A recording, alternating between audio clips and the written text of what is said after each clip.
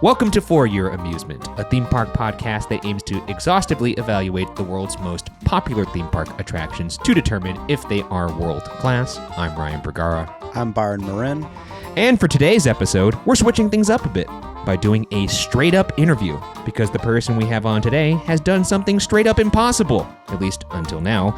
Please welcome to the show, Nathan Firesheets, aka A Coaster Story. Hello. Thank you for joining us, Nathan. I'm just going to have a little spiel here to explain to the folks what it is that you have accomplished, because some may not be aware. I think there should be many more views on your challenges, because I was riveted by both of them. Those of you who don't know, in March 2023, Nathan attempted to ride every single Disney ride on the planet in just 12 days. That's over 200 rides across 12 parks and 3 continents.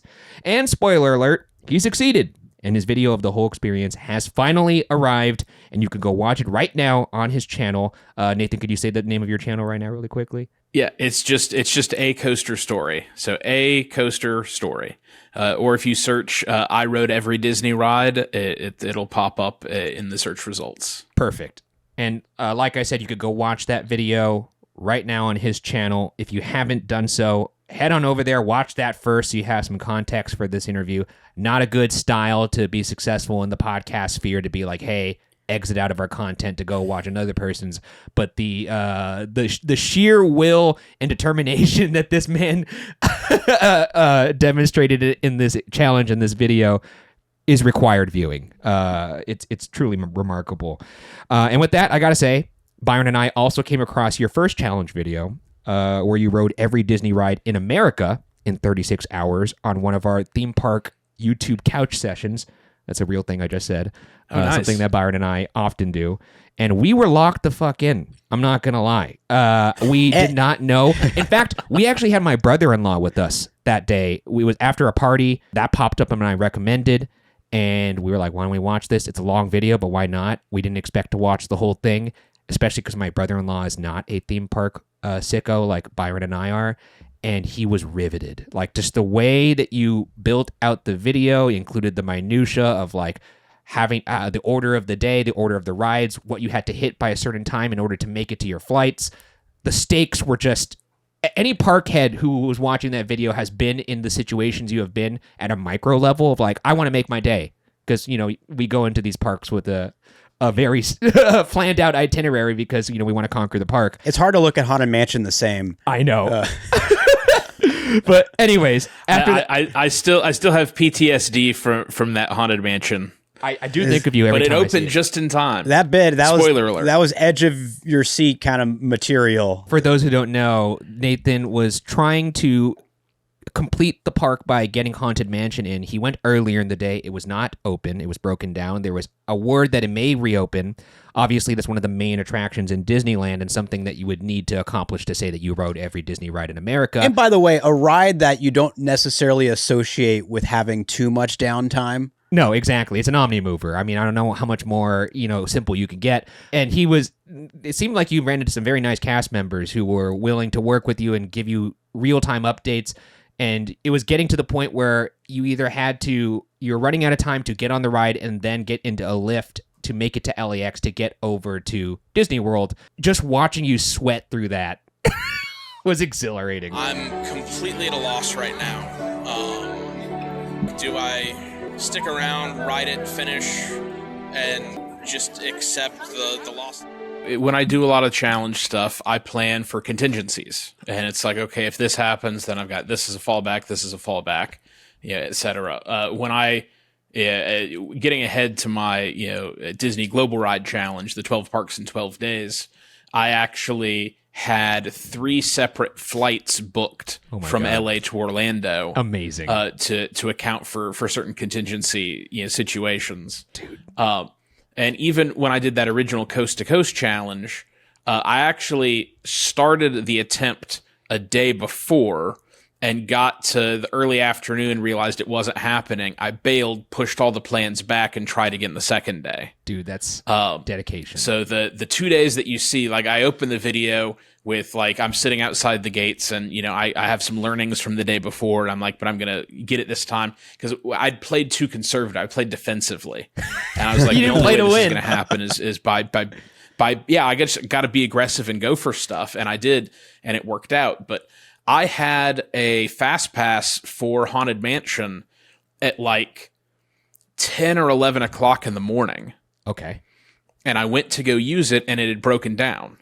And then I checked back in on it 3 or 4 times throughout the afternoon and evening. And every time I went, it was either broken down or the fast pass line was backed up all the way outside, and it was just going to take an extra half hour to do that I didn't have. Did that fast pass then convert into a So it was experience? a multi-experience. Yeah, multi-experience. Yeah. Which means, for those who don't know, that means you could use it at other rides in the park that are of the same tier of Haunted Mansion, or you could use it in Haunted Mansion later without any sort of time arrival window. Right. So, but I get to the end of the night, and it's where that's the last ride that I have left. And I've got a red-eye flight to Orlando. And I'm I wanted to be like out of the park before 8 o'clock because I had to go back to the hotel, get my stuff, get into the Uber, get to LAX, get through security, get on the plane. And this was also like the day or 2 days after LAX completely changed how they were doing rideshare. I see. Oh, So, yeah, the Laxit shuttles. The traffic to get so the traffic to get into LAX in an Uber was just obnoxious because they hadn't figured out the flow yet. Gotcha. But fortunately, my driver knew a back way, and we got in, and I made the flight. But I'm sweating. So it's 8 o'clock. The ride's not open. I'm like, 8 o'clock was when I needed to be walking out of the park. I'm like, I can maybe push it to 8:15. Yeah. But if I'm not on it by like 8:15, then, by the time I get in and on it and off, it's going to be 8:30. Any later than that, and there's no way I make this flight. And so I'm literally, at the time, like I wasn't planning on making a video out of it. I was just kind of tweeting in real time. Yeah. And then I was trying my hand at like Periscope live streaming. Yeah, every now and then, just a handful of thoughts. So that's where all the footage is from. Is what I was able to salvage from what was recorded from the Periscope streams. That makes sense. But I'm like, I went live, and I'm like, I've got no idea what I'm doing. I'm freaking out because I have no plan. And as I'm in the middle of that, the cast member that I'd been talking to before comes up to me and whispers in my ear, "Hey, they're about to open." I was the first person in the Lightning Lane line, or I guess it was Fast Pass still then. I was the first person in the Fast Pass line. And I'm, get in there, get in the first stretching room, get on, get off, and then off to the races. Those pre-shows must have seemed excruciatingly long in this context. It wasn't because I knew I was in. It was like I'm good at that. Like I was like I think I could still do this, and but yes, the whole thing was incredibly stressful because I was at the point where I had to make the decision. If I didn't get on it by 8:15. Do I stick around and do it and just finish Disneyland and be done?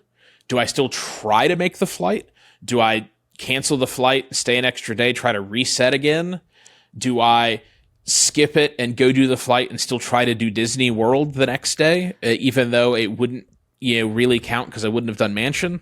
I had no idea. And so I'm just sitting there in the moment floundering, trying to figure out what on earth I'm going to do, and then it reopens. I have to say, So I really appreciate you laying out the different options in your mind at that moment, because anybody who listens to this podcast, and definitely Byron and I for sure, we have often been the person that is leading the charge for a group of people in these theme parks. So we have a plan of how the day is going to go, and sometimes things don't go to plan, and you start to have to kind of see things in the matrix. Like you have like the options in front of you, and you're running through them fast, real time, because there's people behind you who don't really care, but they do want to get on these things, and they're kind of like, why we stopped?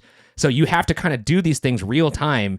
And so even though this is a much more scaled version of what I'm describing, I could relate to it, and it makes me so happy to know that there is somebody out there who has a similar mind to me and to Byron and to everybody who enjoys this show that are all weirdos as well with us.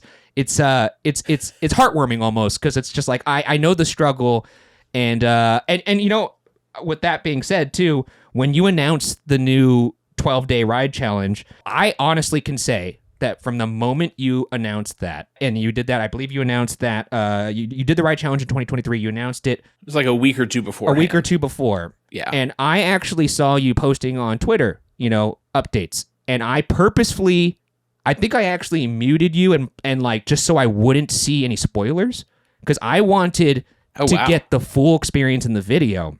And so from that moment on, I checked every month, literally every month, your channel to see if you uploaded the video. And that's like a period of almost 2 years.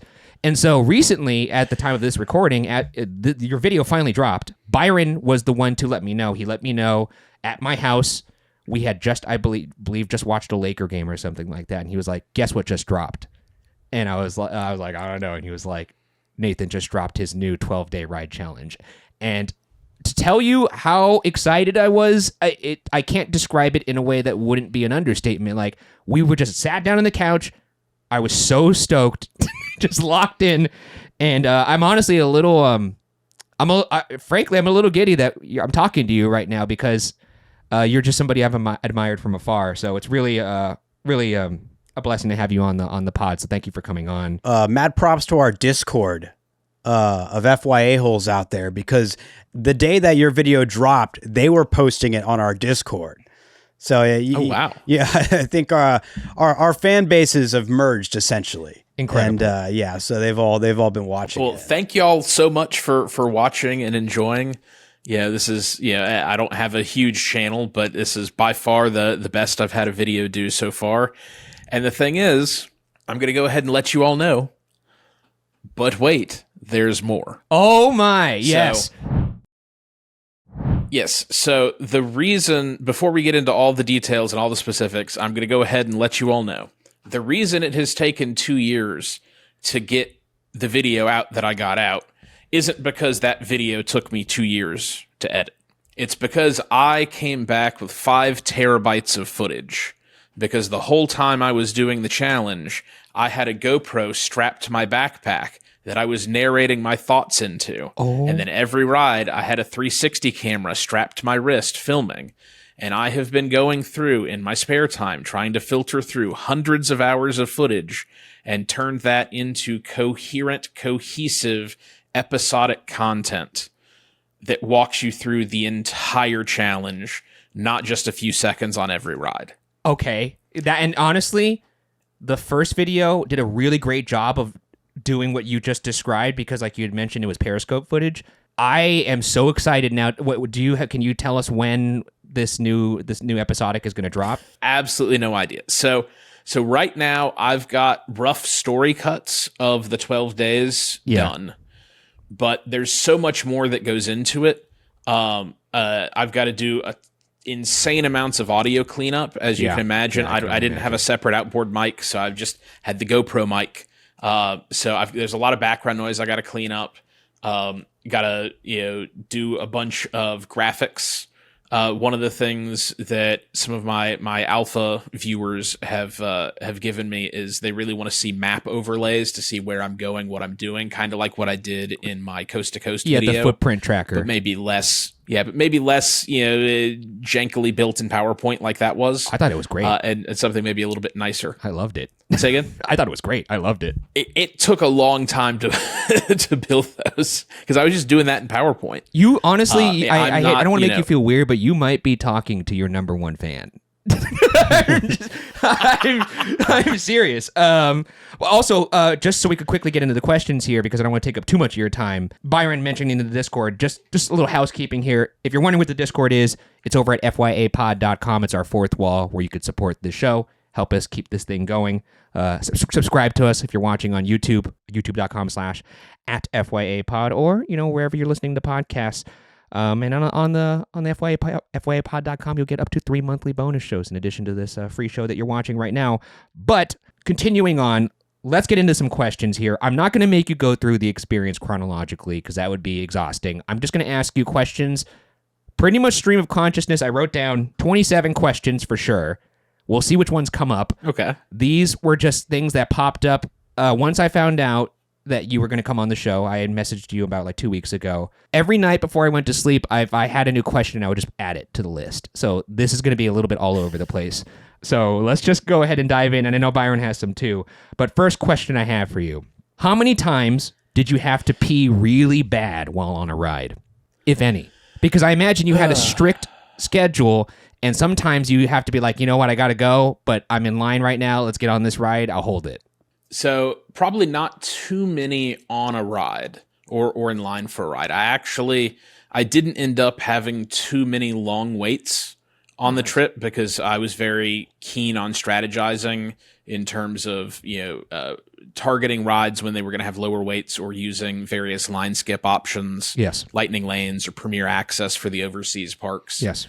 I think the longest I actually waited was like 45 minutes. Oh, what attraction. So that's still in the, I can manage and hold it kind of range. But I will say, one of the things that happened to me on day one was I was crossing the park at Disneyland Paris and heading from the Indiana Jones ride to the train station. Temple du Perel. On kind of yes. But like in the northwest corner of the park, there's a train station there. Yes. And at the time, they weren't running the Fantasyland station, so that was going to take me around and dump me at the entrance. And I knew I really didn't have time to stop, but I really had to pee, and I ducked into the bathroom, and I missed the train by like seconds. Man. And just a handful of people, and that cost me 20 minutes to wait for the next train to come around. I've been there. So I have an adage. What is it? So I've got an adage when I'm doing these challenges.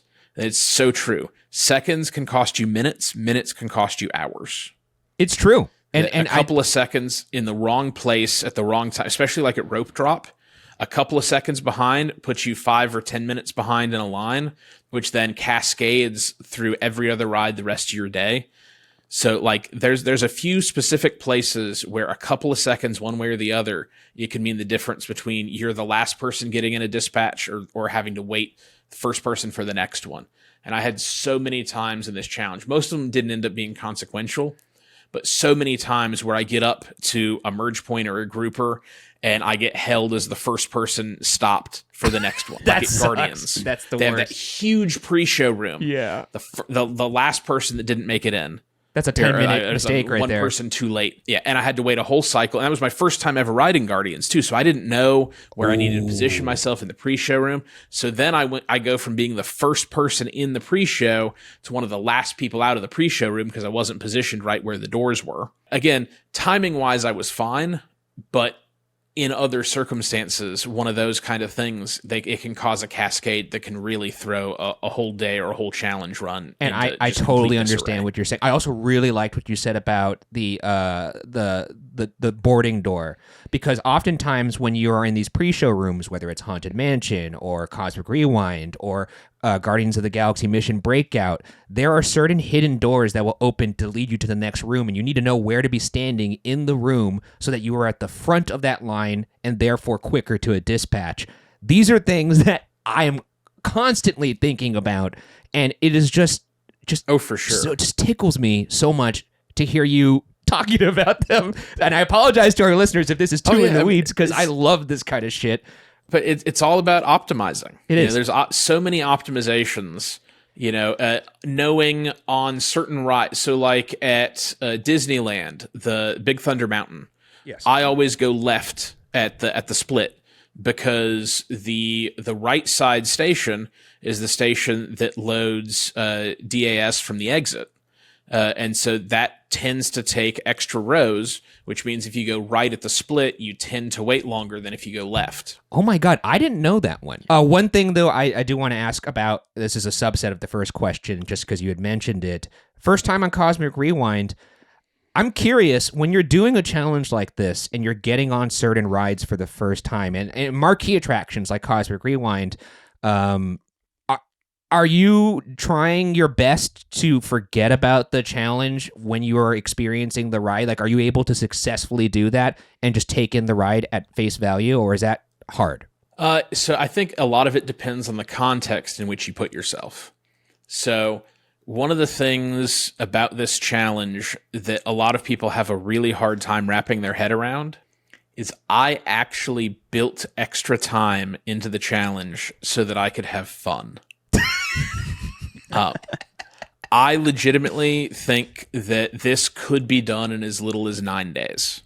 If you were actually running at full challenge pace, flat out, and you had the right combination of flights. Is that 9 calendar days to take advantage of the time change? Yeah, but yeah, I mean, what I did was 12 calendar days. That makes sense. But I think you could actually get it all the way down to 9. There are a couple like constraining factors, like I took an extra day on the front end in Paris because I had to leave for 3 hours in the middle of the day to go to the airport to get a COVID test, because China wasn't allowing visitors in without a negative PCR test within a certain time frame of your flight. Gotcha. And that was also during the strikes, right? Oh yeah. So that was the week that Paris had the transit strikes, so I couldn't take the TGV and I had to do an hour Uber each way.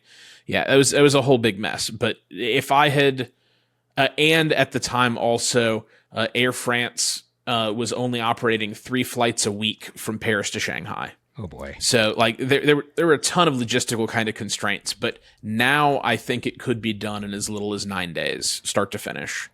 I don't know if 8 is actually physically possible. There's a theoretical element to it, but I don't think practically it could ever be done. And honestly, 9 I could do.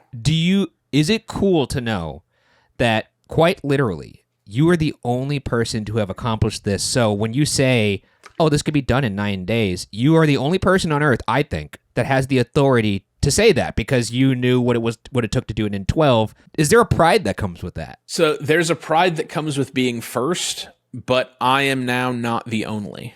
Oh, interesting. So last fall, an airline pilot and his kids went around, and they have done it as well now. But was he using his airline prowess to do that? Was he flying? Yeah, so they were able to leverage like flying standby on international flights, which you can't really do unless you're in the airline industry. And they live in Orlando, which made things a little bit easier on their end. But their Twitter handle is Hoppin' Around the World, if y'all want to go check them out and send them a little bit of love. Yeah, so they attempted it the fall after I did my challenge, and they came a couple rides short. They had a couple of shenanigans and they didn't quite do it. They did the whole thing around the world, but they missed a couple of rides in Paris and Tokyo. And so they went back last year, I think in like November, and they were able to succeed and get all 12 parks in 12 days. So they have now done it. So I'm not in a camp of one anymore. But mad props to them. Did they understand?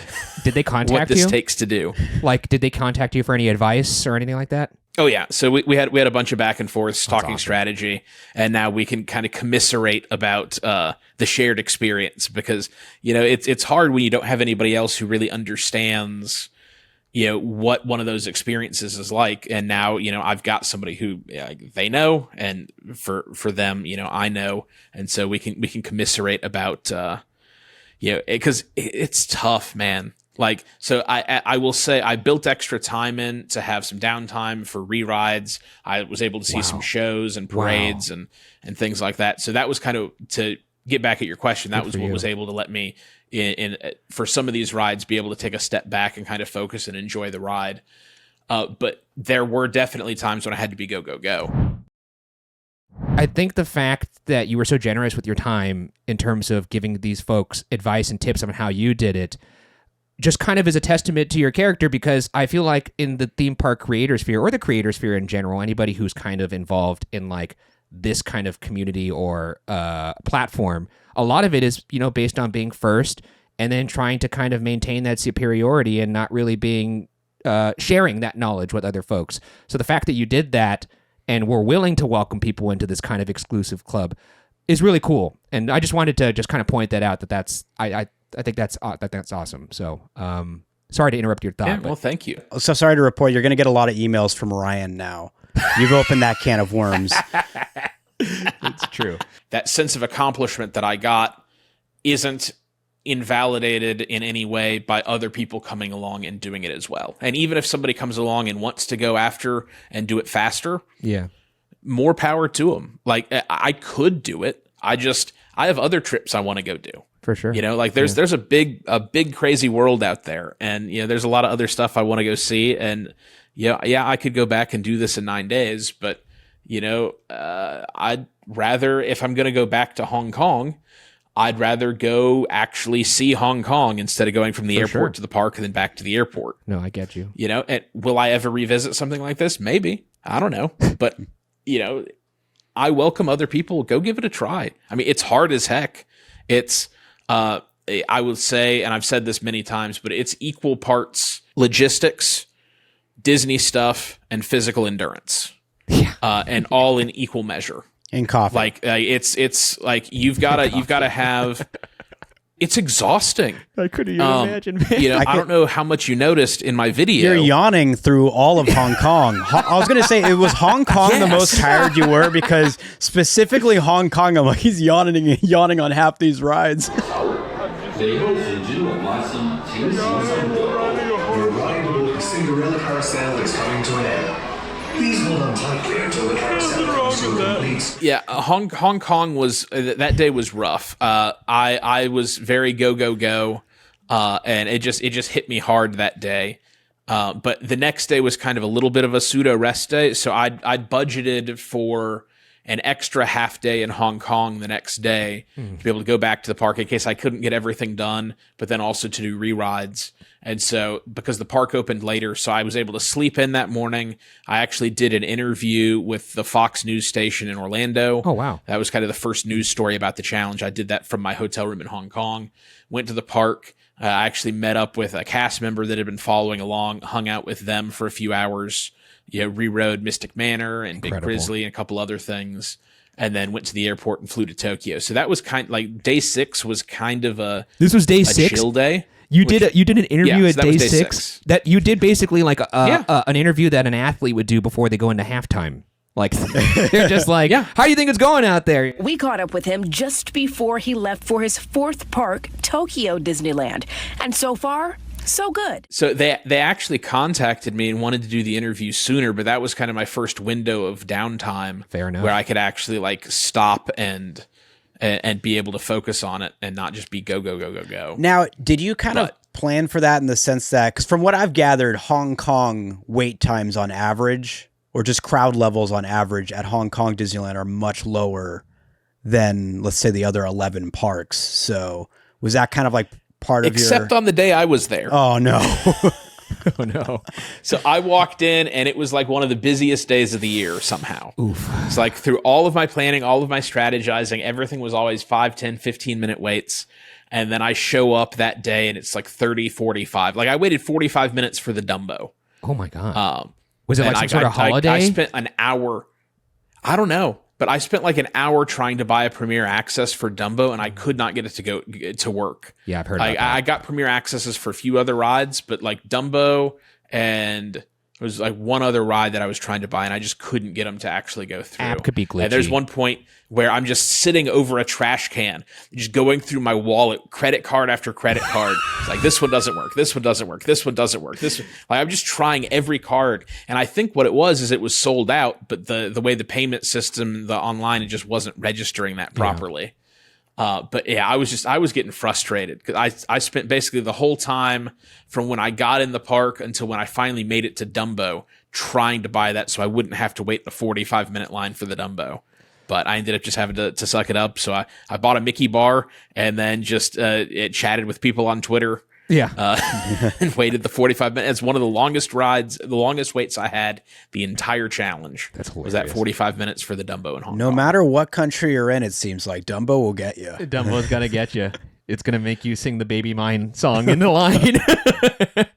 Actually, on that note, too, and it doesn't seem like this is actually the case, but how many moments were there, and this is question 2, by the way, how many moments were there when you thought it was over? And what specifically were they? And please be exhaustively detailed down to the most minute details. The only real it may be over of the whole thing was what I would call it's kind of a 2-parter. I'm so excited. And depending on how closely you followed along, you may or may not be read in on the situation. Okay. But when I got to California Adventure, I had just come off of my Disneyland day, and in the Disneyland day, I got up the morning of day 9 in Tokyo, spent half the day at Tokyo Disney, mostly just kind of having a fun day rewriting things. And you had to get Peter Pan, right? Yeah, so Peter Pan had come off refurbishment the day that I was at Disney Sea. So I went back to Disneyland and did Beauty and the Beast a couple of times. That ride is phenomenal. It's amazing. And then got my Peter Pan ride, did a few other things. And then, I'd originally planned to pop over to Disney Sea and do like Journey and Indy over there. But I ran into just this cascade of just super frustrating issues, just where like just a bunch of things that, could go wrong went wrong. And it was a really, really, it was not a good day. I was not in a good mood. There was one point where I was thirsty and I couldn't get anything from a vending machine because I didn't have any yen.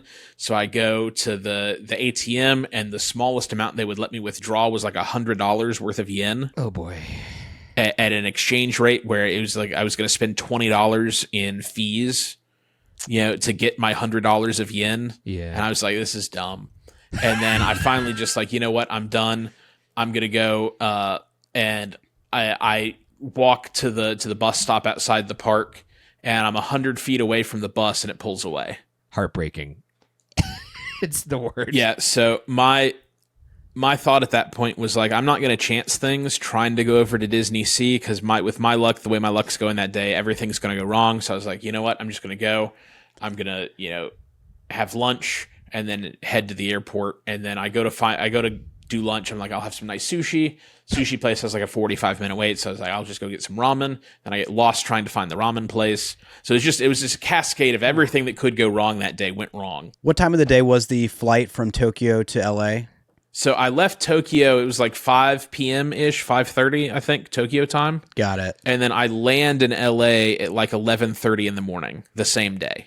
So I started day 9 in Tokyo, and because the international date line, I land in LA also on day 9 at 11 a.m. So I have to get from the plane, I have to get off the plane, get through immigration, customs, get to the park, get to the hotel, drop my stuff off, then get into the park and start doing rides.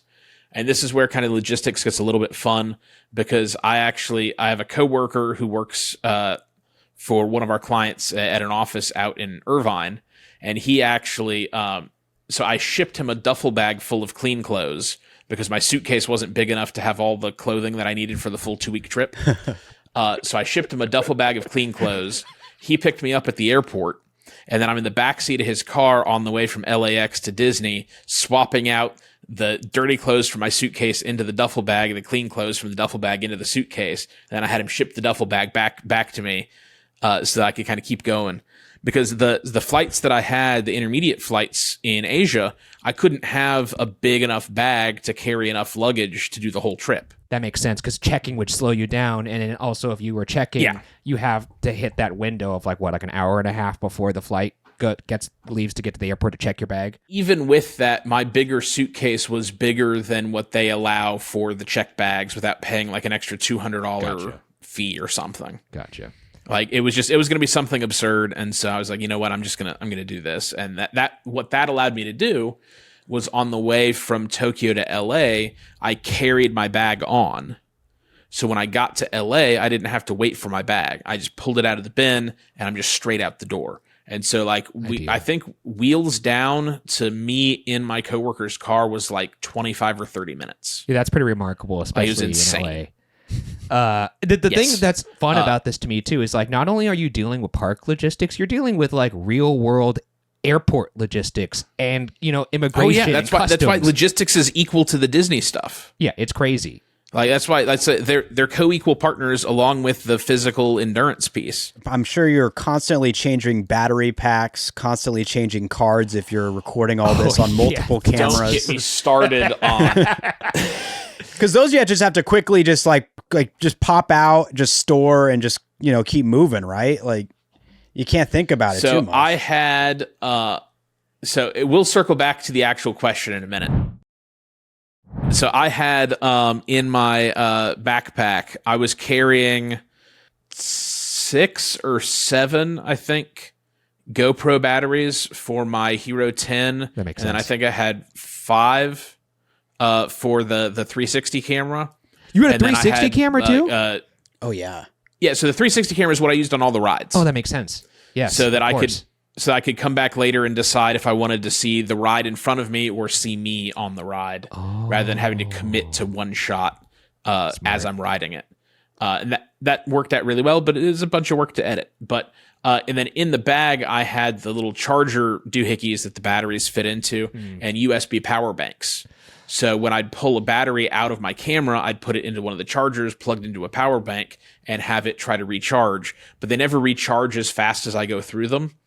So that was a thing. And I had some spare SD cards too. But basically every night when I got back to the hotel, I had to dump all my SD cards of footage onto an external hard drive to free up space on the SD cards to film the next day's stuff. So that took my nightly routine. I had to wait an hour for all that footage to copy over to go to bed safe before I could even get to bed. Go to bed with all of that clear plays mind. into your question. And that makes sense too. Just you'd have to do that before you could go to sleep soundly and peacefully. Because I also similarly, I did a 24-hour challenge in a haunted house where I was by myself and using the same nice. GoPro as you, and swapping media and batteries was the bane of my existence. Because not only are you in like a high stress environment, but it's paramount that you take care of this media and these batteries, because if you lose a card, all of the effort, all of like the pain, it's all for naught. And that's a stressful thing to deal with real time while you're also trying to be in the moment. So I could empathize with you a little bit on that.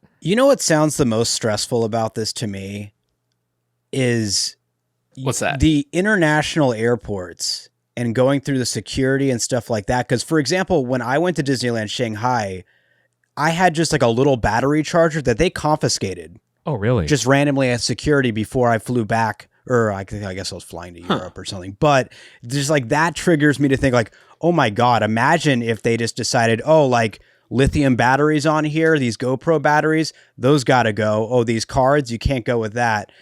That's tough. So like familiarizing yourself with the rules or like keeping up to date with those, like just like it's the amount of things that can go wrong here. No, it's for staggering. sure. And it doesn't surprise me that the one day that puts you in a real rock bottom moment is Disney Sea, because having just been there and, reading online about planning threads and just tips and tricks for Disney Sea, it is by far I would say the hardest park logistically to navigate in terms of all the bells and whistles, especially now with Fantasy Springs. It's tough. In fact, like actually, I did take a picture of a Reddit thread last night, and I was actually planning this for a different video. But the fact that you brought it up, it does make me laugh, because there is a Reddit thread as of 36 days ago, and it has a shitload of comments and upvotes. And the title of the Reddit thread is "Tokyo Disney Sea Broke My Spirit." And it's about a guy who, him and his girlfriend went to Disney Sea, and she's a huge Disney fan, and they tried to do everything right. They showed up at 6 a.m., to get into the park early so that they could secure premium access and standby, and it still didn't work. And I was just reading through it and being like, yeah, I could see it, because I also had to go through the same charade, and I got lucky. I still waited at 6 a.m., but, it is what it is. So it doesn't surprise me to hear from you that was also something that kind of got you. So, like, my Disney Sea day actually was fine. It was the Disneyland day after that was supposed to be the fun day where everything went sideways. That's how it happens. But the actual low point, and this is me being long-winded and getting to this, kind of setting the stage. So I had the sucky thing at Disneyland, Tokyo Disneyland. Yes. Then I had the long flight, and I get to LA, and I'm just go at Disneyland. Trying to do all of Disneyland between like 1 p.m. and midnight. Yes. And at various points, it's like, this is impossible. It's way too crowded. It's crazy. But then right at the end of the night, I managed to get everything in. Well, luckily there's not a lot of rides there. Oh yeah, it's got the most rides of anything. And are you, when you say most Disneyland, rides of any Disney park? Are you talking Disneyland proper or Disneyland Resort, including California Adventure? Disneyland proper. So I'm calling it day 9B was Disneyland proper. So That's I got tough. there Big lineup at like, I don't know, 1:30. I think. Hang on, I can tell you. I've got a spreadsheet. Trying to conquer the Disneyland lineup starting at 1:30 is pretty, I would say, almost impossible. That's my backyard park. It's been my backyard park for my entire life. 1:30 p.m. trying to get everything in that park, tough. It's doable, but it's tough. Yeah. That's typically a rope drop to midnight park. I'll just run you through my rides list. Oh, I'd love to hear it. I did, Main Street Vehicles, the Tom Sawyer Island, Splash Mountain, Pooh, Millennium Falcon, Rise of the Resistance, the Riverboat, Big Thunder, the Canal Boats, Mickey and Minnie's, Space, Buzz, Monorail, Autopia, Astro Orbiter, Star Tours. We're now at 7 p.m. Yep. Pirates, The Railroad, Small World, Matterhorn, Nemo, Jungle Cruise, Haunted Mansion at 10 p.m. Then the Carousel, Dumbo, Casey Jr., Teacups, Alice at 11:30. Then Pinocchio, Snow White, Toad, and Peter Pan just after midnight. So you did Fantasyland at night. You that makes sense. That's when you could knock those out. It's either that or rope drop. But it only just cleared out like in the last 30 minutes. And so like I'm just scrambling. So it's very stressful. I get to the end of the day and I somehow managed to get it done. The end of Disneyland was like the highest high of the whole trip up to that point. It was like I managed to like do this incredible impossible thing. Yeah, that's insane. Then I cap it off with a midnight ride, a post-midnight omnibus ride down Main Street. Oh, beautiful. It was great. I go to guest relations. I get my button. They all are following along. They're super excited. We chat for whatever. I'm the last guest out of the park. Oh, my God. Get to the hotel, winding down, get to bed, and slept through all of my alarms the next morning. Oh my God, dude. So I had planned to take a 2 p.m. flight from LA to Orlando. Oh no. So like I had a plan with early entry. I was going to get through all of DCA by like 11:30. Were you at Californian then for early entry? Yeah. Okay, great. So I had a strategy that I thought was going to work, that was going to work really well. And I slept through all of my alarms. I woke up after 9. That's death. That's typically death. You need that early entry to hit that DCA rope drop. And it helps. It helps a lot. Yeah. And you're saying the Tokyo Disneyland vending machine is the one that almost broke you? No, he's saying that was like a lead up to this, I think. Okay. Yeah, I mean, the Tokyo Disneyland, like my reaction after oversleeping was I was just gutted. I couldn't in imagine. that moment. I could not even imagine. So I had booked 3 flights for LA to Orlando. So I had 2 red-eye fallback options. Wow. I had one that was kind of an earlier option that was kind of more ideal, and then one that was going to be a later one that was going to land me in Orlando a little bit later, and I might miss early entry or rope, but it was my emergency backup. So I was good. Okay, I'm not going to sleep that night. I'll have to do the red eye. I'm exhausted, but whatever. I just got to deal with it. And then so I canceled the 2 o'clock flight, and it's like, okay, I've got the rest of the day. And then that California Adventure Day turned into a nightmare. So the first ride that I go to, getting into California Adventure, is the Golden Zephyr. Nice. The Golden Zephyr. I mean, as I'm sure you're well aware, it's a very temperamental ride, very sensitive to wind. Yeah, it is. And I get to the Golden Zephyr, and basically right as I get to it, it breaks down. Incredible. And unbeknownst to me at the time, but I didn't find out until later, it didn't break down for wind. It had a catastrophic mechanical issue that they didn't fix until sometime like a day and a half later. I see. So in the moment, I'm like, oh, it's down for wind, whatever, and I'll circle back and get it later. And then I proceed to go do stuff, and DCA is just slammed. It ends up being like a 10 out of 10 day crowd-wise. Yes. And it was brutal. Like, it was absolutely brutal. I don't think I finished. My last ride was the Pixar Pal Around. I don't think I finished that until like 8:30. You know what's crazy about that too is if you had hit the early entry, it is highly, highly attainable and frankly a little easy to finish the park by even noon. Like if you were able to get that early entry. Again, 100%. And I had the strategy and it would have worked. Like I know how to rope DCA and knock that stuff out. Like it would have worked. and I missed it. And then so at one point later in the day, I loop back around to the pier, and I'm like checking in on Zephyr, like, hey, like, when's this thing going to reopen? And they're like, oh, it's not reopening. And so that was where like my, like, is the challenge done? Kicked in, because, you know, the premise was I'm going to ride every operating ride, because there's always rides down for refurbishment and other things. But, you know, if you go by the challenge community, like the Parkeology and Every Ride folks that kind of adjudicate the traditional Disney challenges, if a ride is operating at all the day that you're there, it counts. And so if you don't do it, then you fail. Oof. But this wasn't a challenge that was being adjudicated by one of these third-party groups. They don't have anything that could even begin to approach trying to account for a global. Nobody has anything for any of the outside of America. Makes sense. And so, you know, it was like in that moment, it's like, on the one hand, like, I can understand that perspective. On the other hand, I now have literally thousands of people from around the globe that have been following along with me for this past, 2 weeks. I'm like, I don't know what to do. I don't know how to call this, because, like, for me, I go, okay, I did everything I could from when I got into the park to get on it, and it wasn't operating by the time I would have been able to get on it. So was it really operating enough for me to have been able to ride it? And the flip side as well, if I hadn't overslept, I definitely could have done it, but I wasn't in the park then. I was in bed. Yeah. And so what I did was I put it to a Twitter vote. And I basically said, hey, like, you guys, you've been following along. How do you want me to handle this? Do you want me to say, okay, this has to count, so I need to shift my plans and stay in California for an extra day and push it to a 13-day challenge? Or do you want me to say, I went to it and I tried to get on it and it wasn't operating, so it doesn't count as an operating ride, so we remove it from the list of rides that count and we keep going?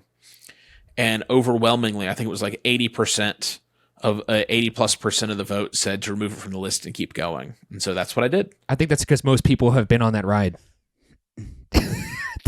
I mean, I think so. Golden Zephyr is really nice in the evening. You get a nice evening as the sun is setting. It's nice and cool outside. You're vibing around the pier. It's nice. That's kind of you to say. Outside of that, it's like, I do think it's funny that if there was going to be a torpedo to the midships that brought your whole mission down, it's hilarious to me that torpedo was in the shape of Golden Zephyr, which actually looks like a torpedo. It's pretty funny. And of all the rides to do it, that one, which is one that Byron and I have ruthlessly made fun of since, as far as I can remember, I just think that's kind of almost fitting. It's almost like, God has a sense of humor there kind of moment. Because I personally would also be like, that shouldn't count. Yeah. So the funny thing about it is there were a few kind of loud contrarians who did not agree with that decision and decided to like go through all of my mentions and just be obnoxious. Yikes.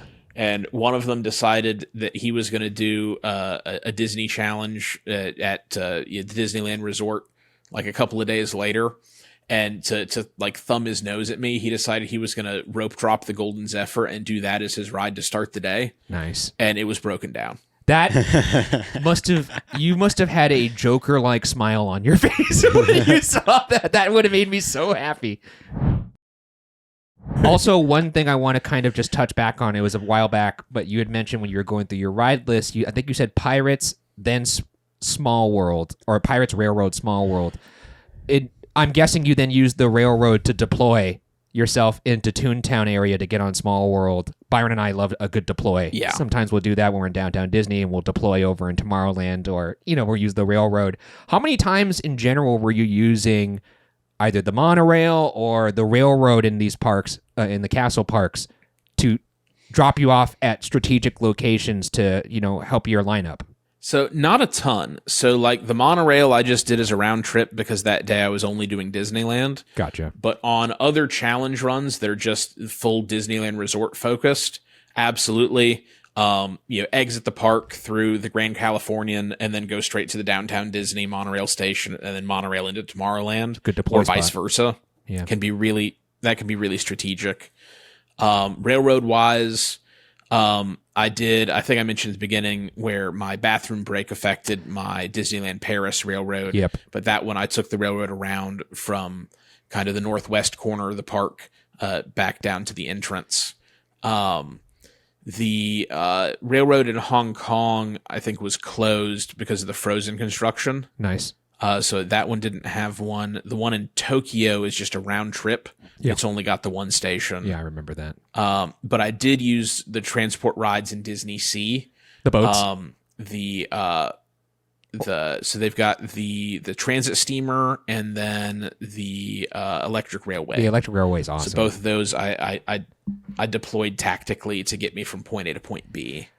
Now, when it comes to the railroads and just the transport-like vehicles in general, specifically the railroads, though, in order for it to count as a ride on it, are you having to do the entire round trip, or is it just getting on the railroad in general? Yeah, so the general rule of thumb is if you're on a ride and it moves with you on it, it counts. I agree. So, like, even if you get on Space Mountain and you pull ahead to the set position before it actually releases and you go up the lift, and if you do that, you get up to that position, the whole thing breaks down. Technically, you got on the ride and you moved. So for challenge purposes, that tends to count.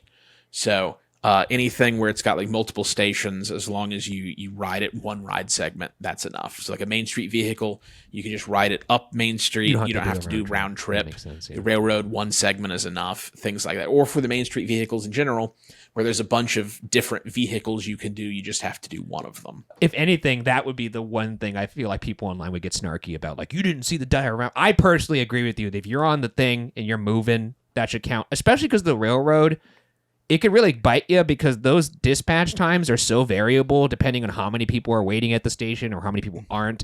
That could really be a time eater. For so sure.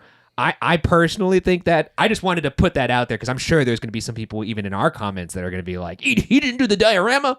What's going on with that? But Yeah, I would want to go on record that I think that should be okay. Yeah, but when does it stop then? Like, for example, like Main Street transport vehicles, do you have to ride the horse one and you have to ride the little fire truck thing? Or... I think he did do that. Well, so here's kind of the distinction. What I went off of is what is listed as an attraction in the app. Nice. So I like that. In Paris, they separately list the Main Street vehicles as an attraction and the horse-drawn streetcars as a separate attraction. I see. At Disneyland in California, the horse-drawn streetcars are just one of the Main Street vehicles. So it's just one Main Street vehicle header in California. Yeah, because I remember seeing on Disneyland's app, it's just one thing. It's just Main Street vehicles. I don't think they separate them. Oh. So Paris separated them, so I did both of them independently. California and Florida, they're just one Main Street vehicles header, so I just did one of them. Now, here's where it gets interesting. Somebody might go, well, but did you do Mission Space green and orange? And I go, no. Because if you look in the app, it only lists it as Mission Space. Which one did you do? There's only one entry for Mission Space. If in the wait times on the app, it's one entry, singular. Did you do green or orange? I did green. Nice. I would have done the same thing. I don't know. I'm not fucking with orange. That's too much. It's too much. It's too much. Yeah. It was also first thing in the morning. Like I rope dropped Frozen and then went straight to Mission Space because Test Track was down. So you rope dropped Frozen. I'm not starting my day off with a centrifuge. Did you then rope drop Frozen and then I'm guessing you got a lightning lane then for Ratatouille or something like that? If you're okay. Yeah. So not to get too far ahead, but yeah. So I pulled a Ratatouille lightning lane, and I was going to go try to rope Ratatouille, but they let people into the park and start lining up way earlier than I was expecting. And so I would have had a half hour, 45-minute, maybe even longer of a wait of people ahead of me, and I couldn't even tell how long that was. And then they said the ride was technical delays. So at that point, I was like, you know what, I'm bailing. I'm just going to go rope Frozen because I had the lightning lane in my pocket. So I ended up doing that, and that worked out fine. It also makes sense, too, because that international gateway, you could go in through the back of France. So that would be... I don't know if they allow you to rope in there. Oh, it makes sense. Okay, yeah, I didn't know if they allowed you to... Yeah, so I came in through the international gateway because that was again, the morning after my red eye. So I had an Uber take me to the Swan and Dolphin. Nice. Yeah. Because you can actually get dropped off there. Hell yeah. And then I walked to the boardwalk and I got a breakfast sandwich from a grab and go. I don't remember what the actual restaurant was.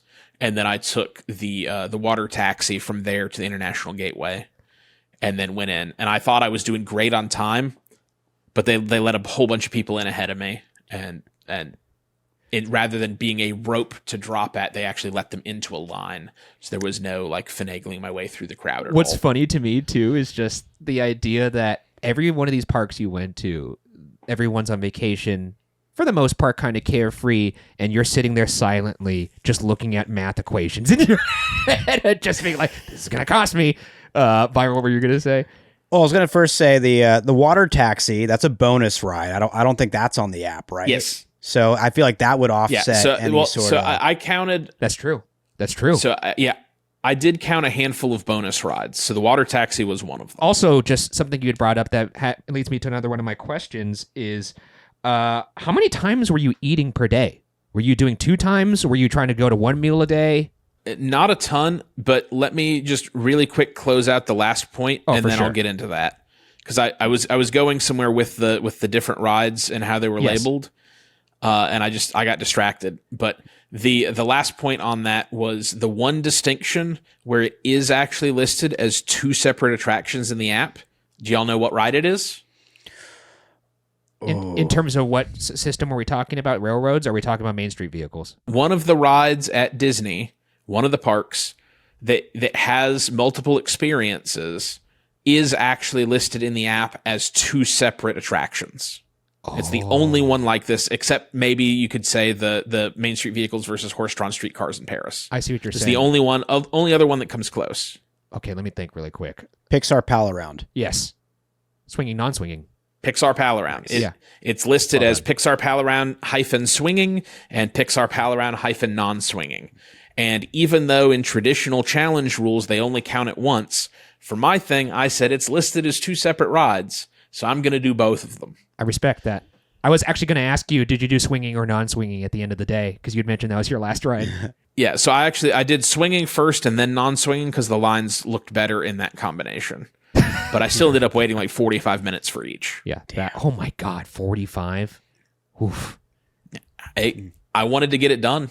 Yeah, got to get it done. You know, and I think that was a nice way to kind of just cap that off and be like, look, for anybody who's going to give me grief about the Zephyr thing, I just went and did a second Pixar Pal Around. So you palled around twice.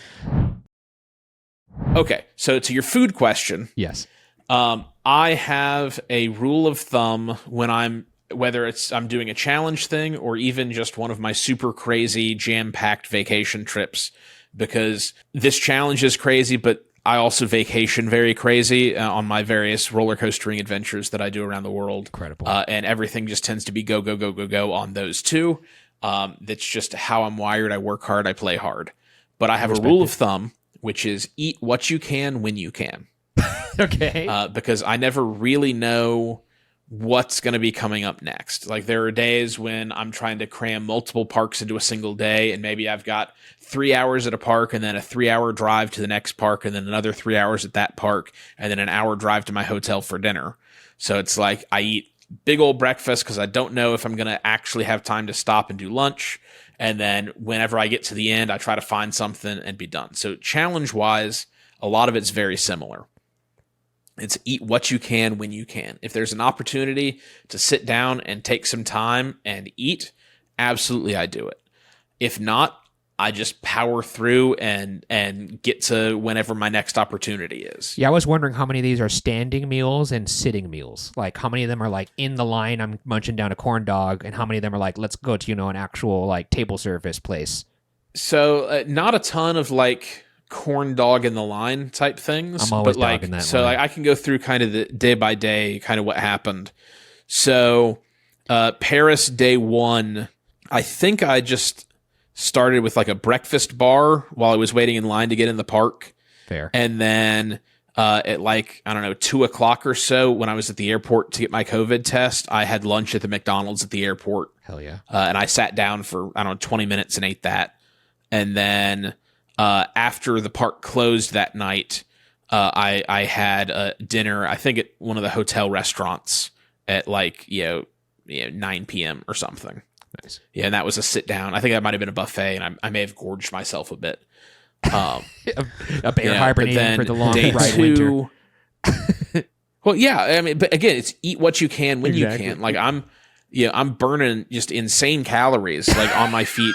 For I didn't have a smartwatch at the time to do step counting and stuff, but I guarantee you, I was 20 to 30,000 steps every day. I was going to ask you, one of my questions was, what was the most steps you clocked on a given day, and how many steps did you walk the entire trip? So I guess we don't have that info, but I could only imagine. A traditional Disney World challenge run, trying to do all 4 parks in Orlando in a day, most people that were counting that were reporting that they were walking approximately marathon distance. Makes sense. Yeah, you factor that in, and then a Disneyland run, because the parks are closer together, it tends to be a little closer to half that, maybe slightly more, maybe somewhere in the 12 to 14 miles.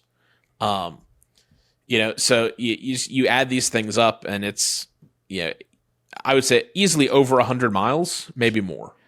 That actually dovetails into another question I had on that same subject is, you may not have the step count, but what shoes were you wearing? So I have another rule of thumb when I'm traveling and doing all these coastering things, and I've learned this the hard way.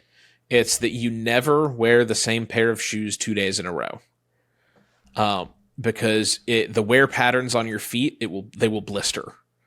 So I always switch to a different pair of shoes at least every other day, and then I also always keep in my bag a dry pair of socks in a Ziploc bag. So if I ever get to a point where my feet get soaked through, or I'm sweating through, or I'm starting to, like my feet are getting, because you got to take care of your feet when you're doing one of these things. It's so critical.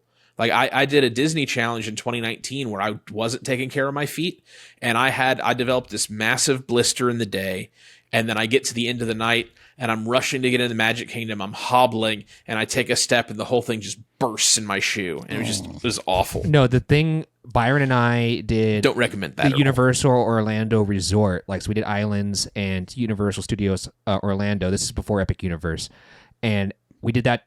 Killed both parks, and then at night we did Halloween Horror Nights.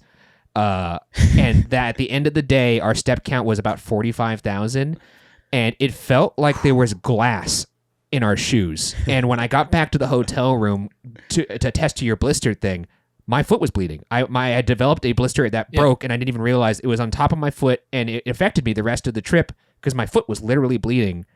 I don't know if I ever told you that, Byron, but my sock had blood all over. I don't remember that bit. It's disgusting. And now every time I look at those shoes, they were Air Max 95s. I don't wear those shoes to parks anymore because there's a little strip inside of them that rubs against your foot in a certain way. And like you're saying, the wear pattern, you got to switch those shoes. I would have never thought to do that, but that makes sense to me now to switch the shoes. I should have switched them from the day to night switch, but I did not. Whenever I do a trip, it's a minimum of 2 pairs of shoes. I like to have a third pair. So I also what are you rocking though? What are the shoes? My 2 go-tos. It's a couple different pairs of New Balances. Oh yeah, like the 900 series, like the grandpa walkers. Byron's a big New Balance middle-aged dads wear. They work. And then I've got another. Yeah, I've got another. I don't know exactly which model they are, but then I also have a couple pairs of waterproof hiking shoes. One is kind of a shoe and one's more of a boot, depending on kind of what kind of trip I'm doing, because sometimes there's more outdoorsy things. But having a pair of waterproof shoes like that is so huge when I'm going to a theme park and it's a day where it's just raining and rides are still open. I got a waterproof jacket that I wear, and you just got to kind of grin and bear it and go it. And like even on this challenge, like the Disneyland Paris day was largely in the rain. So having an option where because you don't want your feet to get soaked through. No, that's the worst. Whenever I have a water ride that I'm doing, like a Cali or a Grizzly or even a Splash Mountain, and I'm using non-waterproof shoes, I have vinyl shoe covers that I put on over my shoes because again, you have to take care of your feet, and a wet foot is going to blister. Yes. And when you're walking this much, like you can't deal with that risk. You need to have, and with other clothing too, like, if you don't have moisture wicking, clothing, you could run into some, rubbing and chafing issues. You're not rocking jeans. No. Heavens no. Like I learned that lesson when I was 11 at Six Flags. And one day somebody got me to go on the Rapids ride, and I was wearing jeans, and it was Roaring miserable. Rapids. And I was like, never again. Never again. Also, it'd be funny to see you do this you couldn't challenge pay now me. with Tiana's, because that ride soaks the shit out of you, and you would need almost like a new pair of clothes, honestly, unless you got back row, which I don't know if you've been on that ride yet. I It's tend crazy. to try to go to the back, but like, so when I did the Splash Mountain in Tokyo, Yeah. I got grouped in the front row, Yikes. and it was 40 degrees Fahrenheit. And I was in shorts Yep. How'd that go for you? because I didn't pay good enough attention to the weather forecast that day. But at least I had my rain jacket, so that helped. But You could have rechanged your it intro. was, You could have adjusted it to be like, I'm just a guy on Splash Mountain in 40-degree weather and shorts, and there is something wrong with that. There is something very wrong with that. for any of your viewers who don't know, the I'm just a dude and there's nothing wrong with that. I'm just a dude riding a fancy war horse in Paris at 9 o'clock in the morning. There's really nothing wrong with that. That is a callback to Ted and Shane, who were the original creators of the Parkeology Challenge. So if y'all haven't seen the original Parkeology Challenge video, or their first attempt, and then they're the first successful, like WDW 46, go check that out, because that's kind of the check it out. origination point for this whole Disney Challenge stuff. Like, they are the grandfathers of this. And so that line is a callback to some stuff that they said during their challenges. So, if y'all haven't seen it, go check it I'm out. going to check it out. I have not seen that. Like, they did that challenge, and then what happened is they had people messaging them going, hey, we want to do this. What are the rules? What are the parameters? And then they set up a website and a way for people to do it. And that's where all this sprung out of. So it started with Ted and Shane, Parkeology Challenge, and then, it kind of all grew from there. Shout out to those guys. Mad props to them. Kind of also, and just like the public-facing kind of train of thought, you had a backpack on that had like an actual, like, it looked like laminated paper on it that had a QR code that would basically allow people to scan it behind you in line and then follow along with the journey. How often were you getting stopped in the parks by people to want to talk to you about the journey and how you were doing? I imagine that also had to factor into your time. Here's what's fun about that. That was an idea that I came up with literally while I was, like, I think I may have already ordered the Uber to get from my house to the airport to fly to Paris. Yes. And then I frantically threw that together, printed out a couple copies, and threw them in my bag. And I had, whenever I do my trips, I'm super anal engineer. Like, I have spreadsheets, and then I go through, and each day I make like an itinerary for, like, this is what time I have to be up. This is, where I'm going, how long of a drive I've got from this to this to this. Am I planning to eat at this park or eat wherever, or all that info. And then if I've got like confirmation things or tickets, I put them with that in one of those little like laminated sleeves that you put in like a 3-ring binder. Yeah. And so each day I have a laminated sleeve with an itinerary with any tickets and stuff I need. So then I can just drop that into my backpack and have that with me as I go about each day. So for this challenge, I had some of that with, things that I needed. Like when I got to the Asian parks, I had the name and address of the hotels and the parks printed out in both, English and Chinese, so that and Japanese for the Tokyo, so that for a taxi driver, if they didn't speak English, I just like, I need to go here. Wow. Things like that. Any confirmations, tickets. There were some paperwork I needed to have for China and Japan. That I just needed to have stuff printed out, hotel confirmations, if they go, hey, where are you staying? I was like, well, here's the address. So all that. So I'm carrying all that with me, but I had an extra sleeve of that that I then slid a sign in that's, I'm riding every Disney ride with the QR codes and stuff and the list of all the parks. And then I gaff taped that to the back of my backpack before I went into the park in Paris. I only had that on my bag that very first day in Paris because it was raining that day. And by the time, I think it was when I got off of Star Tours, the adhesive on the tape completely failed. The thing fell off and water had gotten in there and ruined the paper. And that was kind of all she wrote. But literally, the picture that you've seen of that was taken by a woman who was standing in line behind me, waiting to get into the park for early entry before the day even started. She texts that to her sister. Her sister's name is Mercedes, and Mercedes runs a popular UK-based Disney podcast. I see. So her sister Mercedes tweets this and says, "Look at this. This is crazy." And that's what blew up and started all the eyeballs on my challenge. And that's what started the whole snowball of virality. And it was the picture before I even got into the park.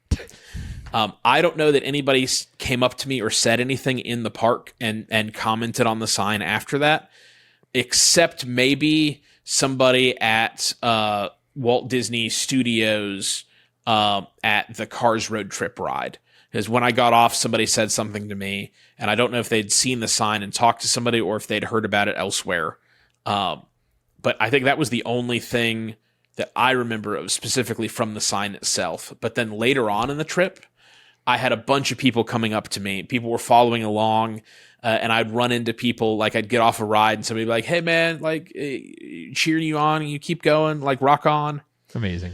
But the best one, this is a story I've told many times, and I have the video footage of it. It's really cool.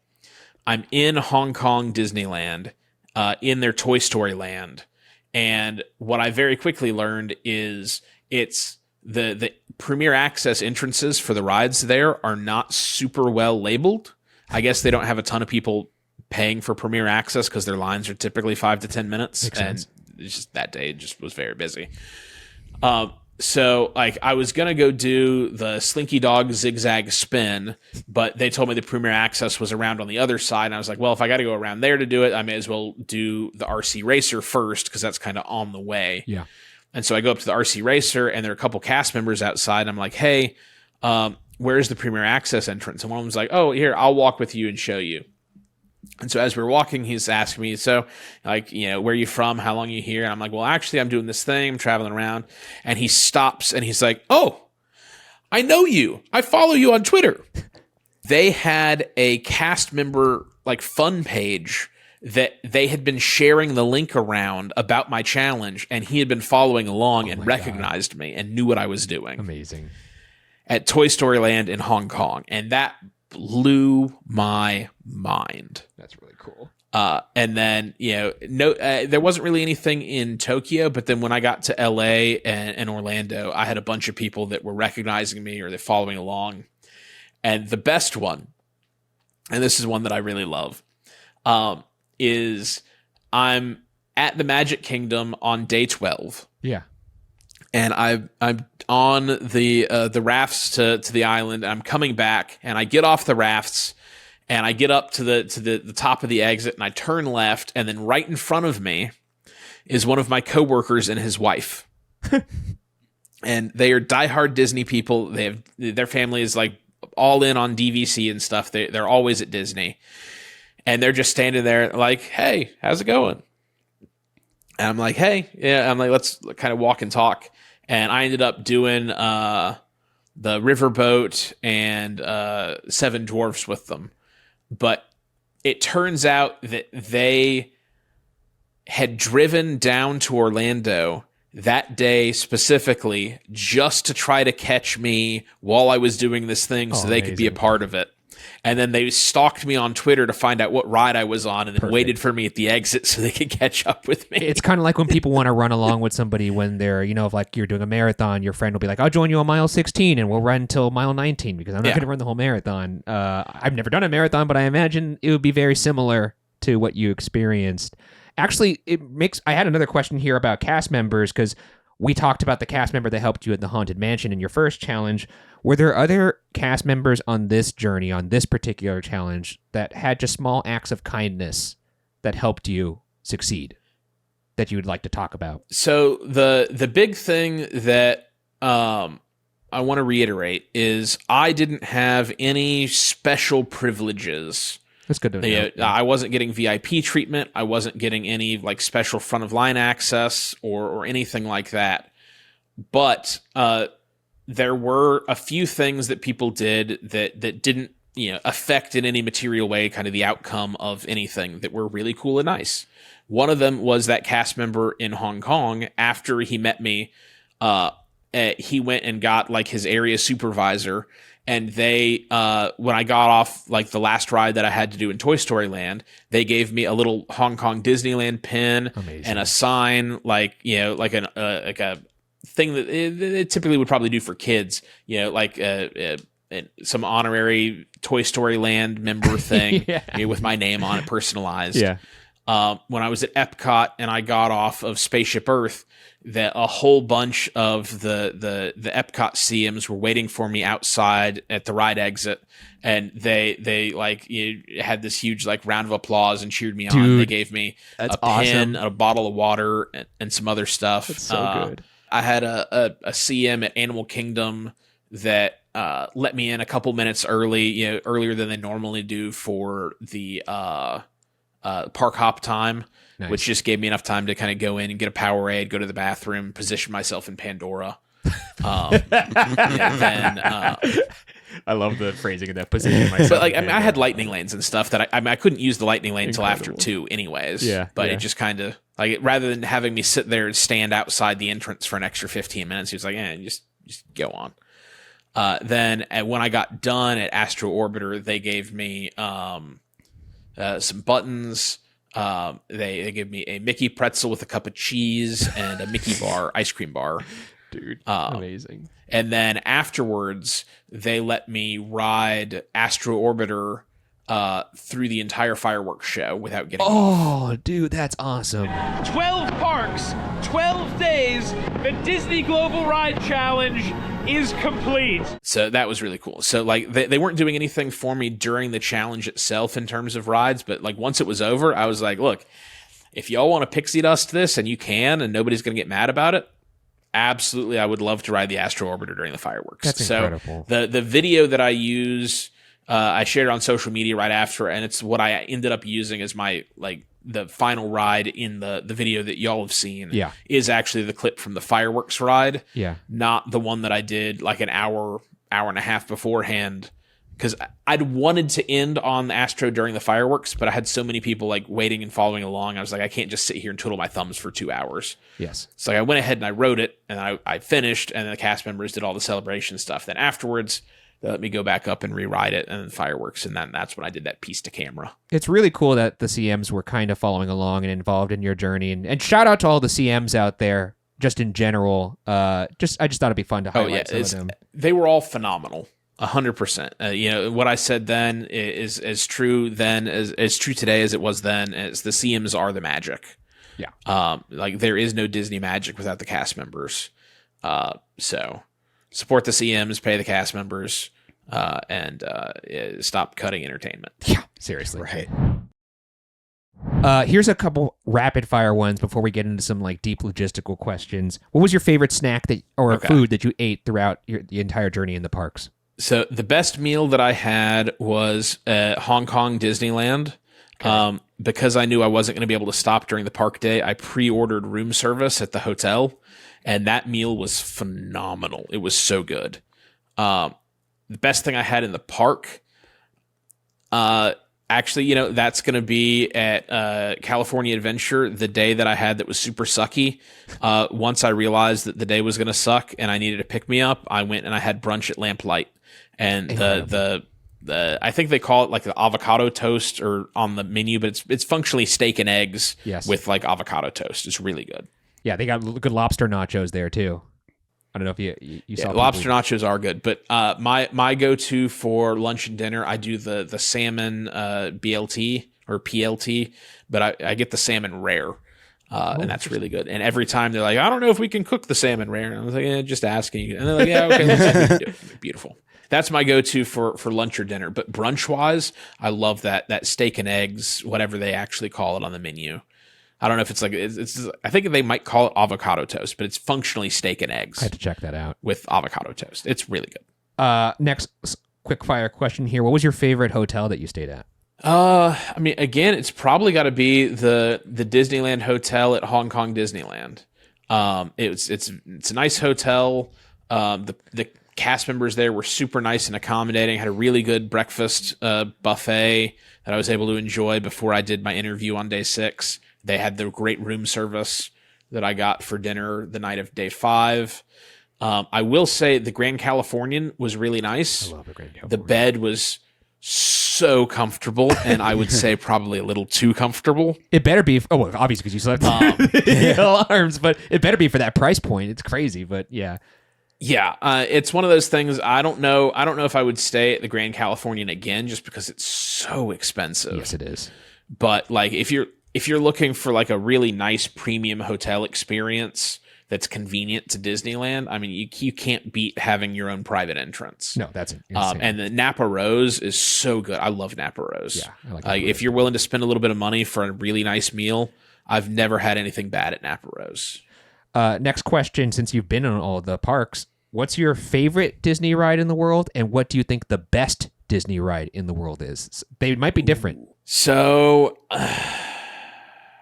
I don't know that I've properly adjudicated this. So what I will say is this.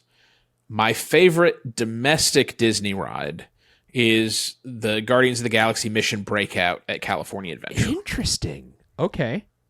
Yeah, that's my favorite domestic ride. Radiator Springs Racers is also up there. I love Disneyland Space Mountain. I'm less fond of a lot of the Orlando offerings. I think generally speaking, for rides where there's a comparable ride between California and Orlando, I tend to prefer the California version. That puts a smile on my face. I won't lie. Not always, but generally. What do you think of the Walt Disney World Pirates compared to the Disneyland Pirates?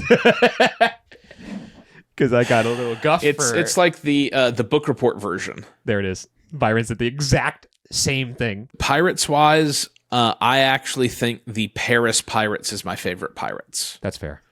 I like the way that it starts with the lift hill, because that builds tension rather than ending with it like what happens in California where you're kind of done and ready to get off. Yeah. I like the addition of the upper deck scene that you have above the city. Like, I think that adds a nice little extra touch. And then I like the finale where you go down and you have after you do the burning town, you go down and you've got the kind of the spooky area and have that as kind of the ending. I think that works really well. I love the Disneyland version, but it's just so long. I love that. That I could see, though. That does kind of hurt it. I think the pacing isn't as good. Shanghai's is phenomenal. I haven't been on it. I almost think that's its own separate thing. For sure. I haven't been on it, so I'm just going to cut you off there because I don't want to have any spoilers, or I've somehow avoided them thus far. I cannot wait to get on that ride, so we'll just leave it at that. But I also want to... we'll leave it at it is terrific. I want to refocus back to what do you think the best Disney ride is? I'm not talking about your favorite. What do you think if you were to be like, this is the best that Disney has to offer? So I haven't done Fantasy Springs. I have, and it's... But what I would say is I would have a very hard time, from what I have written, arguing against Beauty and the Beast at Tokyo Disneyland. It's quite good. Yeah, I mean, that's, a strong argument could be made for that. Byron hasn't been on that one yet, but boy, it's spectacular. Just the way that they do scenes in that ride is revolutionary. Yeah. Same question for the parks. What is your favorite park that you visited, and what do you think is the best park? I'm going to say the same answer for both. My favorite Disney park is the OG Anaheim Disneyland. Like, I think that is the pinnacle. It's the original. It's the best. The most rides. Pound for pound, it's the best park in the world, It's got baby. the original. It's got all the original Walt attractions. It's still got, I think 11 opening day attractions are still there. I think domestically, of the versions of rides that are common between it and Orlando, it has the better versions. It's, generally speaking, the weather is nicer. The people tend to be better because, in Florida, the tourist versus local ratio is so much heavier the tourist side. Yeah. And true. you get all these people that are like, I've been saving up for, 10 years. Little Timmy is going to enjoy this. And they're just all, like, they're just miserable about everything. Yeah. And then in California, it's a bunch of locals just hanging out after work. And like, Space Mountain's broken down, or, this line's a little longer than we wait. They just go, well, I'll go get a churro and do something else. And it's just fine. Hop on those storybook. And I think that reflects in the vibes. You get characters walking around, just like, you'll just be wandering around. And it's like, oh, hey, like there's Jack Sparrow, or, oh, hey, there's Chip and Dale, or, oh, hey, there's, Cruella, or just whatever. It's just, they're just out. And it's not like you got an hour-long wait to see or meet the characters. It's just, they're just there. And then you get 2 nighttime spectaculars. You get whatever the fireworks show of the season is, and then you get Fantasmic, of course, and World of Color if you want to count the resort. And then that's the other thing is you also have another park, literally a 2-minute walk away, that then has world-class attractions like Mission Breakout and Radiator Springs Racers, and its own nighttime spectacular, and really delicious food and festivals and solid supporting cast. Wait, Nathan, you don't think that Web Slinkers is a world-class attraction?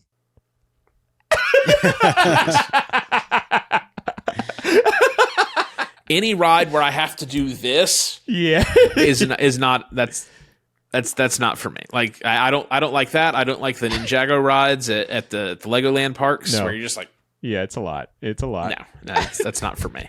And then last question, but internationally though, yes. I will say my favorite international park is Hong Kong Disneyland. Whoa. That's not popular opinion. So this might be a little spicy of a take. Sure. I know a lot of people are probably like, Tokyo Disney Sea is the pinnacle, but to your point earlier, it can be really obnoxious to do. It can be. The crowds can be super insane. And absent Fantasy Springs, because I still haven't done Fantasy Springs, when you strip all the theming veneer away, and again, the theming veneer is incredible. Like you go and you can walk around Disney Sea and feel like you're experiencing something amazing without actually doing any rides, just because the theming is so incredible. It's the most beautiful park in the world, bar none. I think that's safe to say. Gorgeous, 100%. But when you strip that away, it's, what do you have? You have Toy Story Midway Mania. You have Soarin'. Yep. You have a janky looping coaster that's a Raging Spirits. An Intamin trying to clone a Pinfari. Yeah. You've got it. I will say Journey is good. It's a little short. It can Too be short a for me. little herky-jerky, but it is good. And it's wrapped in a nice story, and presentation is nice. It's good. And then their Indy is really good. And I think before the recent refurbishments that they did to Disneyland's Indy, I think it was clearly the better Indy. Yeah. I think they've now gotten Disneyland's up where it's at least on par. But I would say, their Indy and Journey are definitely the highlights there. Don't forget about my boy Sinbad, though. Don't forget about Sinbad. Sinbad's great. quite good. I do love Sinbad. Sinbad. Is good. It's good. Like it really is. It's a fan favorite, but you're not going to Tokyo to ride a slow-moving boat ride with a bunch of little miniature singing animatronics. Like, it's not an e-ticket. That's fair. It's a beautiful and that's really like my issue with Disney Sea is like the e-tickets. It's all stuff that we've seen and done elsewhere. That they're not. None of those are the top rides at their respective parks. Like, there's no park where Soarin' is the number one ride. There's no park where Toy Story Mania is the number one ride. Good point. Indy is not the number one ride at Disneyland. I will say, though, that you've just got a park full of, B or C tier, not B ticket, but B or C tier rides. Well, the best ride in the entire resort, in my opinion, is Pooh's. Oh, now it's Beauty and the Beast, but I would say Pooh's Honey Hunt also. Both those rides are better than anything at Disney Sea, and those are at Tokyo Disneyland, in my opinion. 100%. And I think that's kind of my point about, like, I think Disney Sea gets this reputation because it's so gorgeous, but when you strip the veneer away, it's just kind of, Yeah, It's not a rides park. The veneer is great. Exactly. It's an atmosphere. It's a vibes park. Yes. And I did not know that going in. And I was slightly underwhelmed because I went in thinking it was a rides park. And frankly, I'm also spoiled by perhaps the best rides park, the best lineup in the theme park world in Disneyland proper in Anaheim. And I know I get a lot of shit from everybody that are fans of this podcast for being a Disneyland homer, but it does please me to hear that somebody who did all of it in 12 days, he was like, you gotta bow down to the king of Disneyland. It's amazing. And I'm not from LA. I've never lived in LA, so you can't say I'm a homer. Like, I live in Atlanta. I do want to hit Atlanta fun spot in Six Flags Over Georgia, but that's neither here nor there. I will say that if you haven't done Air Force One, that's what he was really, talking really about. I have. Air Force One, he just did it. Yeah. Yeah, that's a blast. Yeah, my suggestion on that, depending on where your tastes line up. So for me, I don't love the really, really sharp, aggressive RMC ejector air. I love it. I don't like the End of Steel Vengeance and things like that. So I don't love the 5 pops of airtime at the end of Air Force One when it's running really fast and aggressive at the end of a hot day. But the fix for that is you just go first thing in the morning, and when it's running a little bit slower, and then the ride is actually really enjoyable for me. Interesting. That could be seen as sacrilege amongst RMC fans. Byron is a big RMC guy. We have Twisted Colossus by us over here, which I love. But you haven't had? Yeah, it was closed on my last visit to Magic Mountain. Oh, it's fantastic. It's a fantastic ride. Sometimes you get a duel. I mean, I've done it, but it was just closed on my last visit. So we haven't made it to Cedar Point yet, and Not yet. Obviously Steel Vengeance is high on our list of coasters to do. I have done Iron Gwazi. I don't know if you've done that one before. I did. I was in Tampa like a week and a half ago. Oh, amazing. And for context, Iron Gwazi used to be my number one.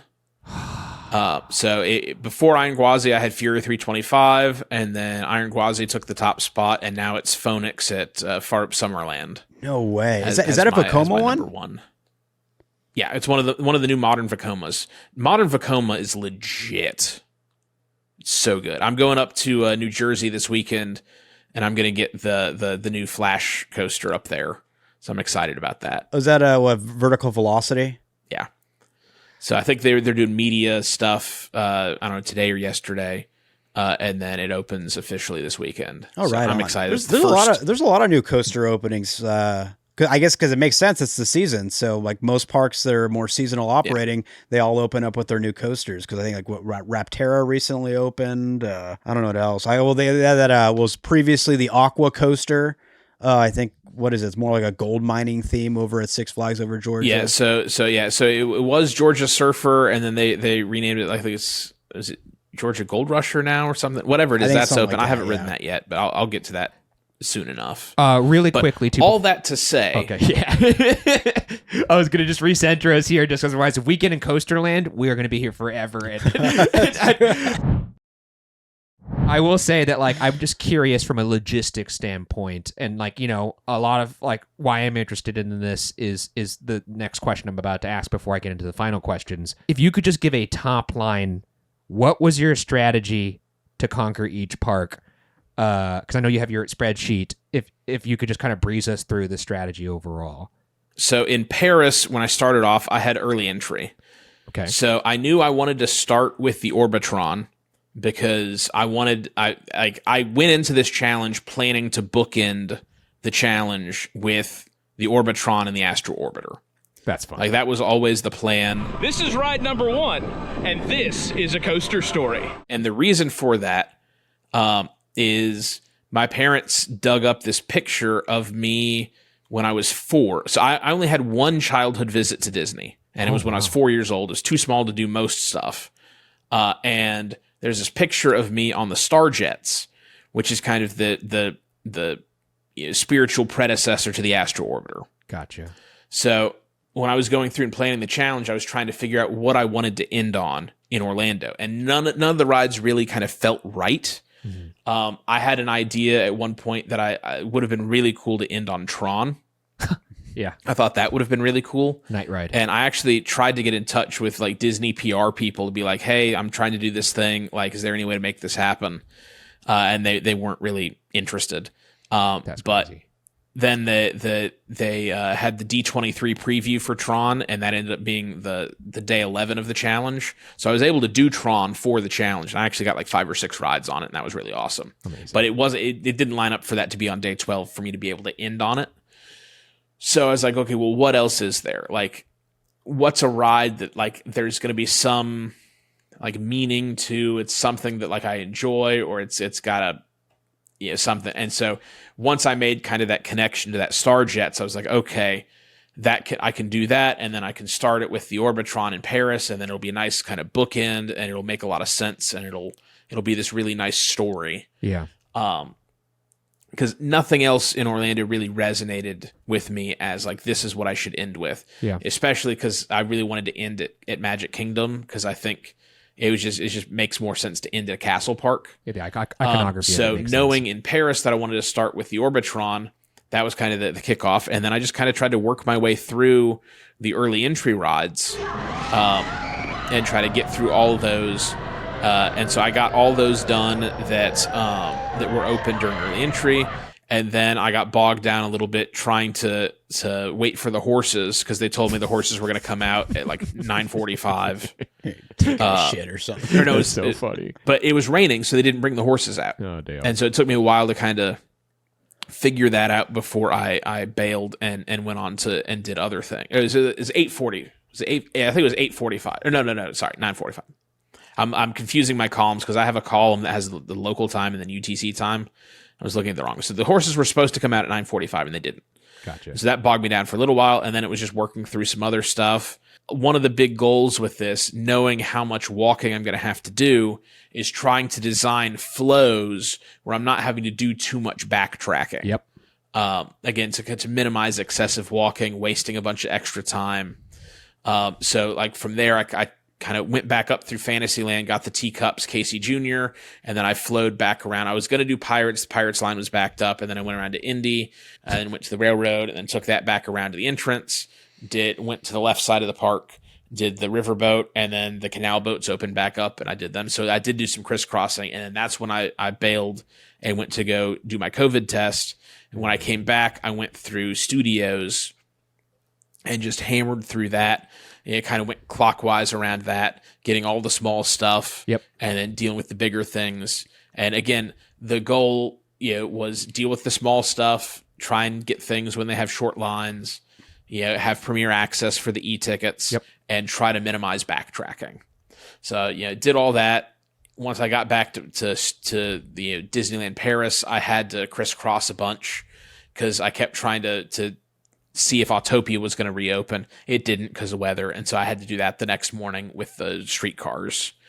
When I got to Shanghai, I screwed up there because I did not realize how early everybody starts lining up to take the bus to the park. Oh, wow. And by the time I walked outside to get to the bus, the line for the buses was like half hour long.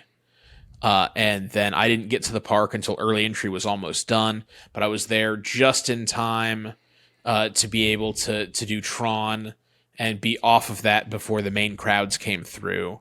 And I did that, and then the jetpacks. And then I just tried to work through the rides that I knew were going to get long waits that didn't have premier access before the crowds got them too backed up.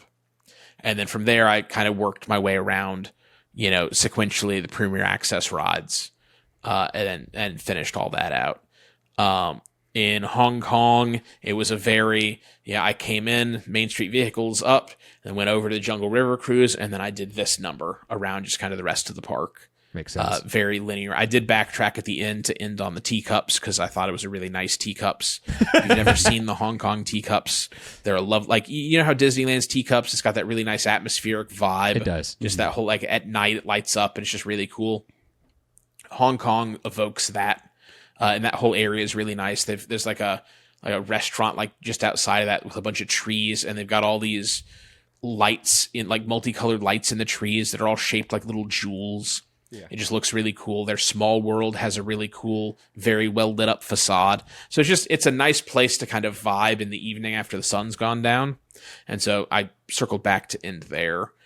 Tokyo was all, knowing the way crowds are there, trying to get ahead and stay ahead of those as much as possible. So during Happy Entry, I got Space Mountain. First ride at the Tokyo Disney Resort. And then I got up to Pooh's Honey Hunt before that got too much of a line. Incredible, because you only have 15 minutes for Happy Entry, right? Yeah, so I got on Space Mountain 10 minutes after they let us in, and so then I was off, and then I was on Pooh's Honey Hunt, 14 minutes later. So I had a little bit of a wait, but not anything super crazy. And then from there, the only other thing that was open before 9 was Thunder. So I went over and I waited, about a half hour for that. And then when I got off the line for that, it was just insane. Yep. And then from there, I just tried to work through Fantasyland before those rides got backed up. And then I had Premier Access for Beauty and the Beast, and then Baymax. And then I did some other stuff and worked my way around to the left side of the park. I did Premier Access for Splash, the rafts, the railroad. And then I took a break for lunch, and then went and did the Tomorrowland rides, Buzz and Monsters, Inc., that I was going to have to wait 45 minutes each for those for standby. And did another 45 minutes or so for Mansion. Got on Small World, then did Gadget. Then I went and rerode Beauty and the Beast because it was that awesome. And then I picked the challenge back up and went back through Star Tours, and then I had to loop back into Fantasyland to finish with Pinocchio and the Teacups. Disney Sea, I think, is more interesting. I'm fascinated with this. Yeah, so because of how obnoxious Disney Sea is, I had a very, very particular strategy. For early entry, I had to get Soaring done. And that still took about a half hour to get on. I went back to Raging Spirits, and I got in line for that just as they opened the single rider line. Perfect. And so I was able to get on it almost instantly via single rider, right at 9 o'clock. Yep. And then at that point, that's when all the small little chaffy rides over on kind of that side of the park opened up. And some of them opened at 9, some of them opened at 9:30. And so I did the Flounders coaster, Scuttles scooters. So those are the two that are outside. Yeah. And then I went inside to that mermaid area. Yep. And all that stuff opened at 9:30, and I went bam, bam, bam through those rides. Popped back out, went back and did the carpets, Sinbad's Storybook Voyage, and the Carousel, because those all had basically no wait. And then jumped on the transit steamer to come back around towards the front. And then I did Journey and 20,000 before I stopped for lunch. Incredible. And the reason I did all of that way, because you're like, why are you spending your morning time going and doing all these little rides when they're only going to have, 10, 15, 20-minute waits? And here's why.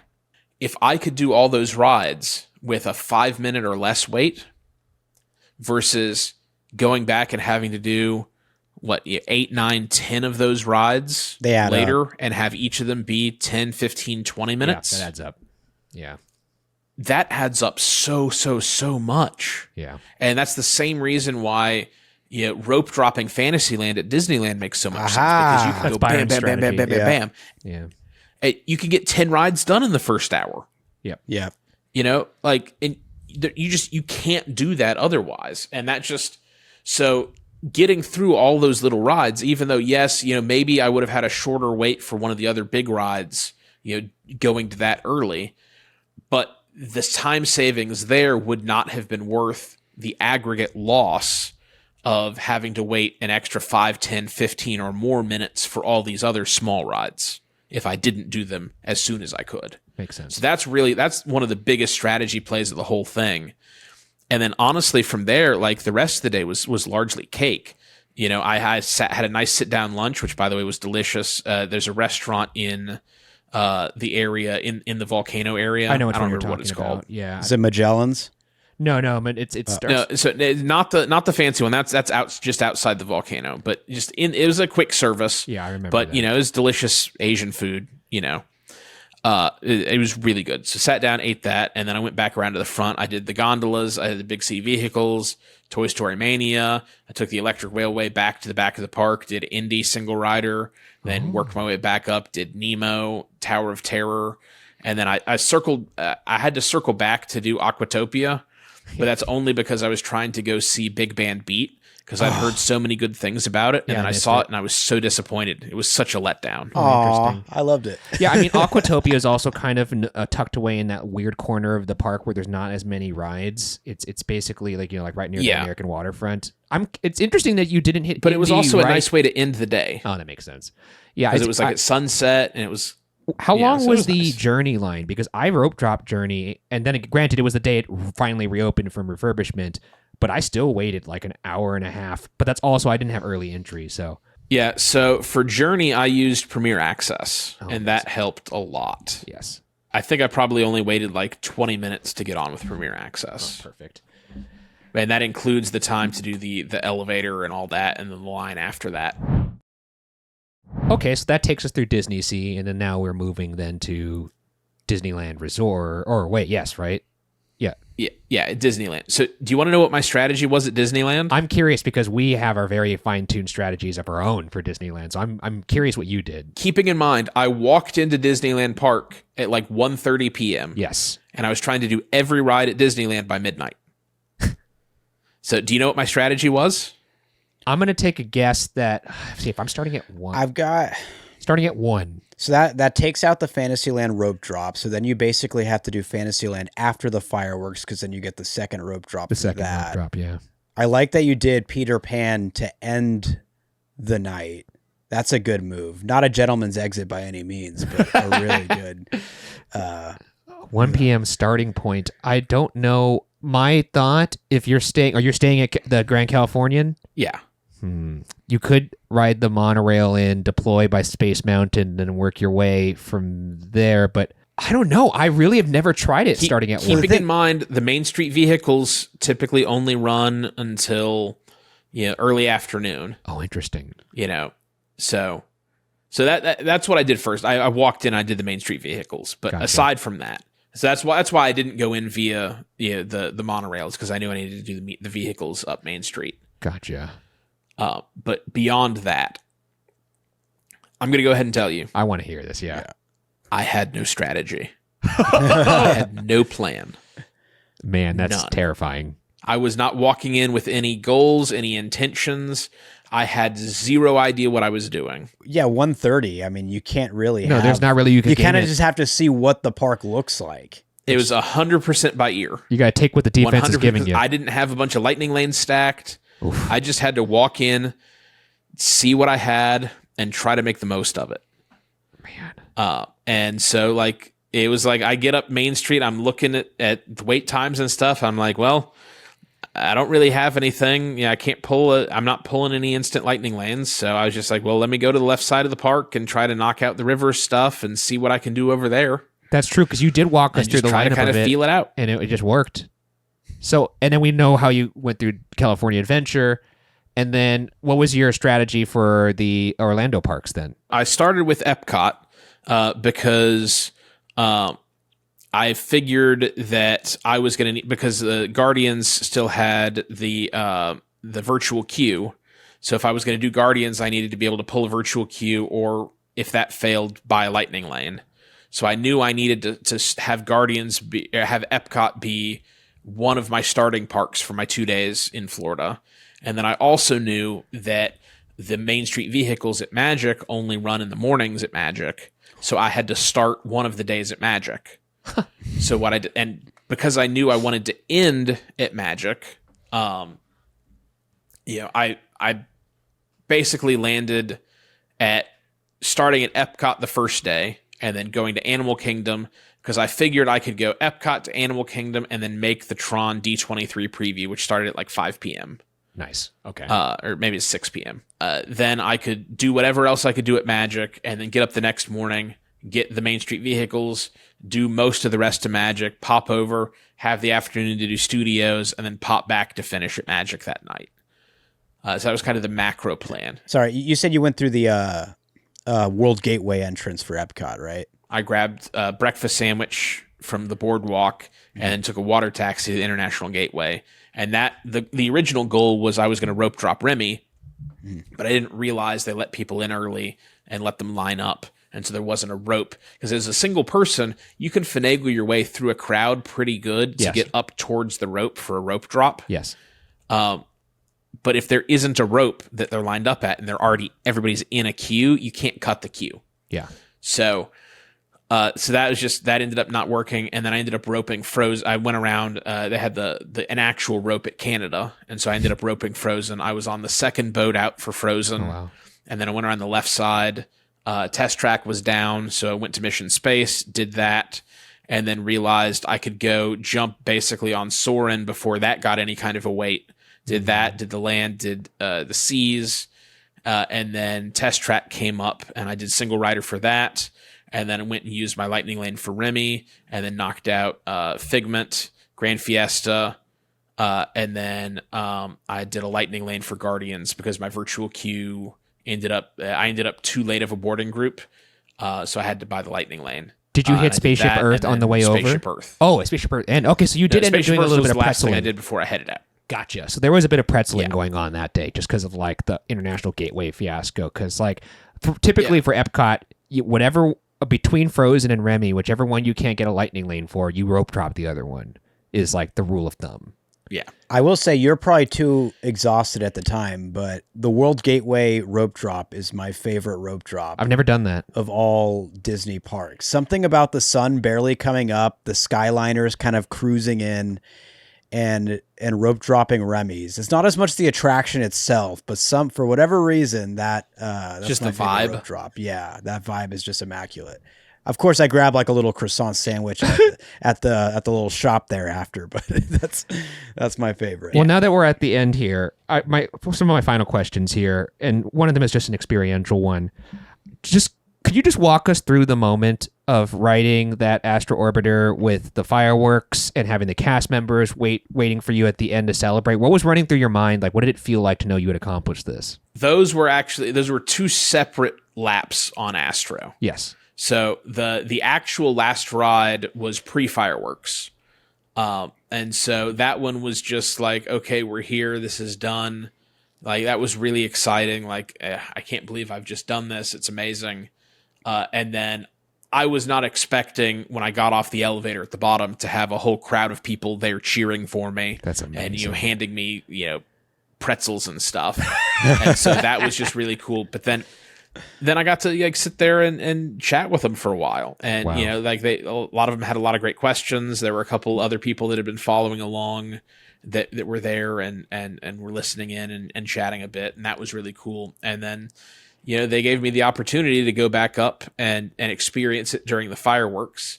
And that was super special because it was an opportunity because at that point it was done and I was able to kind of bask in the moment a little bit. Amazing. And so like you're doing it, you're vibing, you don't have to stress anymore. And then you've got the fireworks are going off, you got a cool breeze in your face. Wow. So like the first lap or two, I'm just vibing. And then after that was when I was like, okay, I need to do kind of like a piece to camera for this. And so that's when I filmed that piece to camera. And I did that take of that. And I think I tried to do a second take. And I got like a handful of words in. I was like, yeah, no, this isn't it. That's not it. And then the first one was like, that captured the moment, that captured the emotions. 12 days ago, I set out to ride every operating ride at all 12 Disney parks around the world. I started with the Orbitron at Disneyland Paris, and tonight I finish with the Astro Orbiter at the Magic Kingdom. 12 parks, 12 days, the Disney Global Ride Challenge is complete. And so that's kind of what I stuck with. And then I got done with that. I think I got 3 or 4. I think it might have been 4 laps during the fireworks. And then I got off of that and I was like, okay, now what do I do with myself? Because my phone was just blowing up. Amazing. So I went over and I went around on the People Mover a couple of times. Basically Great. Just scrolling, going through all my messages. Oh my God. Trying to reply, thanking people for their support. Wow. And just kind of like sitting down and just chilling for a little bit.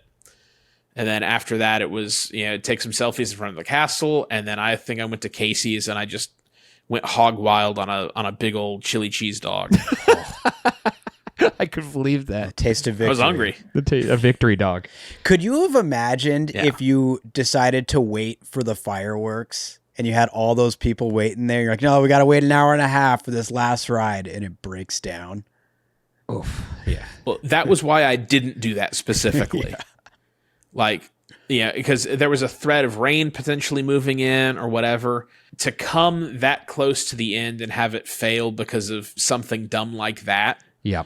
I don't think would have been forgivable. Not worth the tactical risk. Exactly. Now, I did play with fire a little bit because I went through, and you see this a little bit in the video, but when I finished Studios with Saucers, like, that was at 4:45. Yeah. I could have gotten an Uber to Magic and been done very, very quickly. Yeah.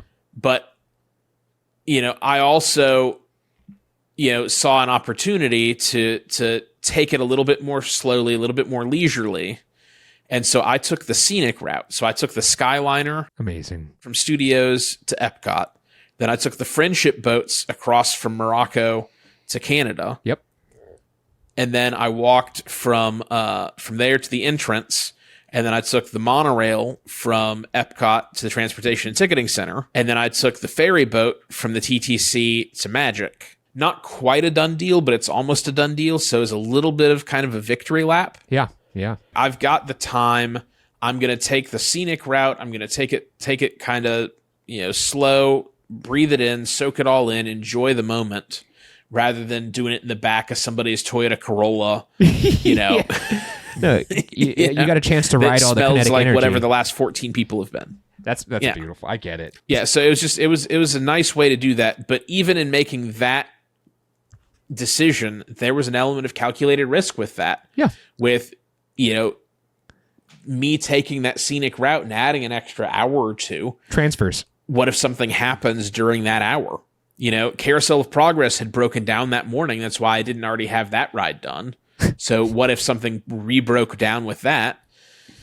There was a risk there.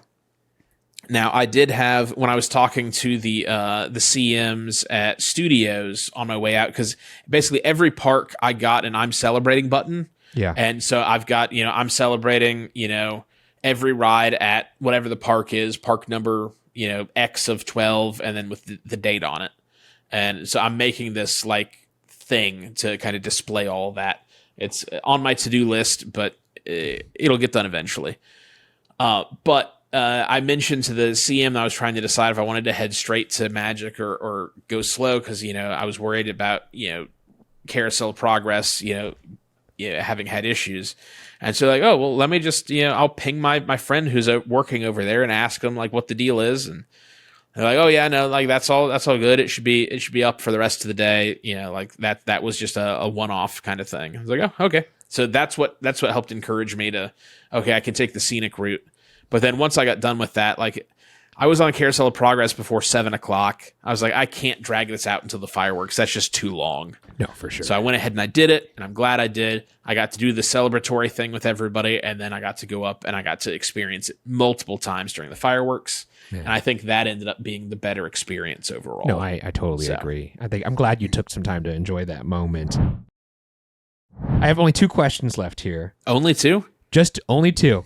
Do you think it's possible to do this with another person or multiple people, or do you think it's really only possible to do this solo? That other family that I talked about kind of at the top, so they did it as a family of 3. So a father and 2 teenage children. That's a fun way So to it is possible, but that it comes with, there are both pros and cons to having more people.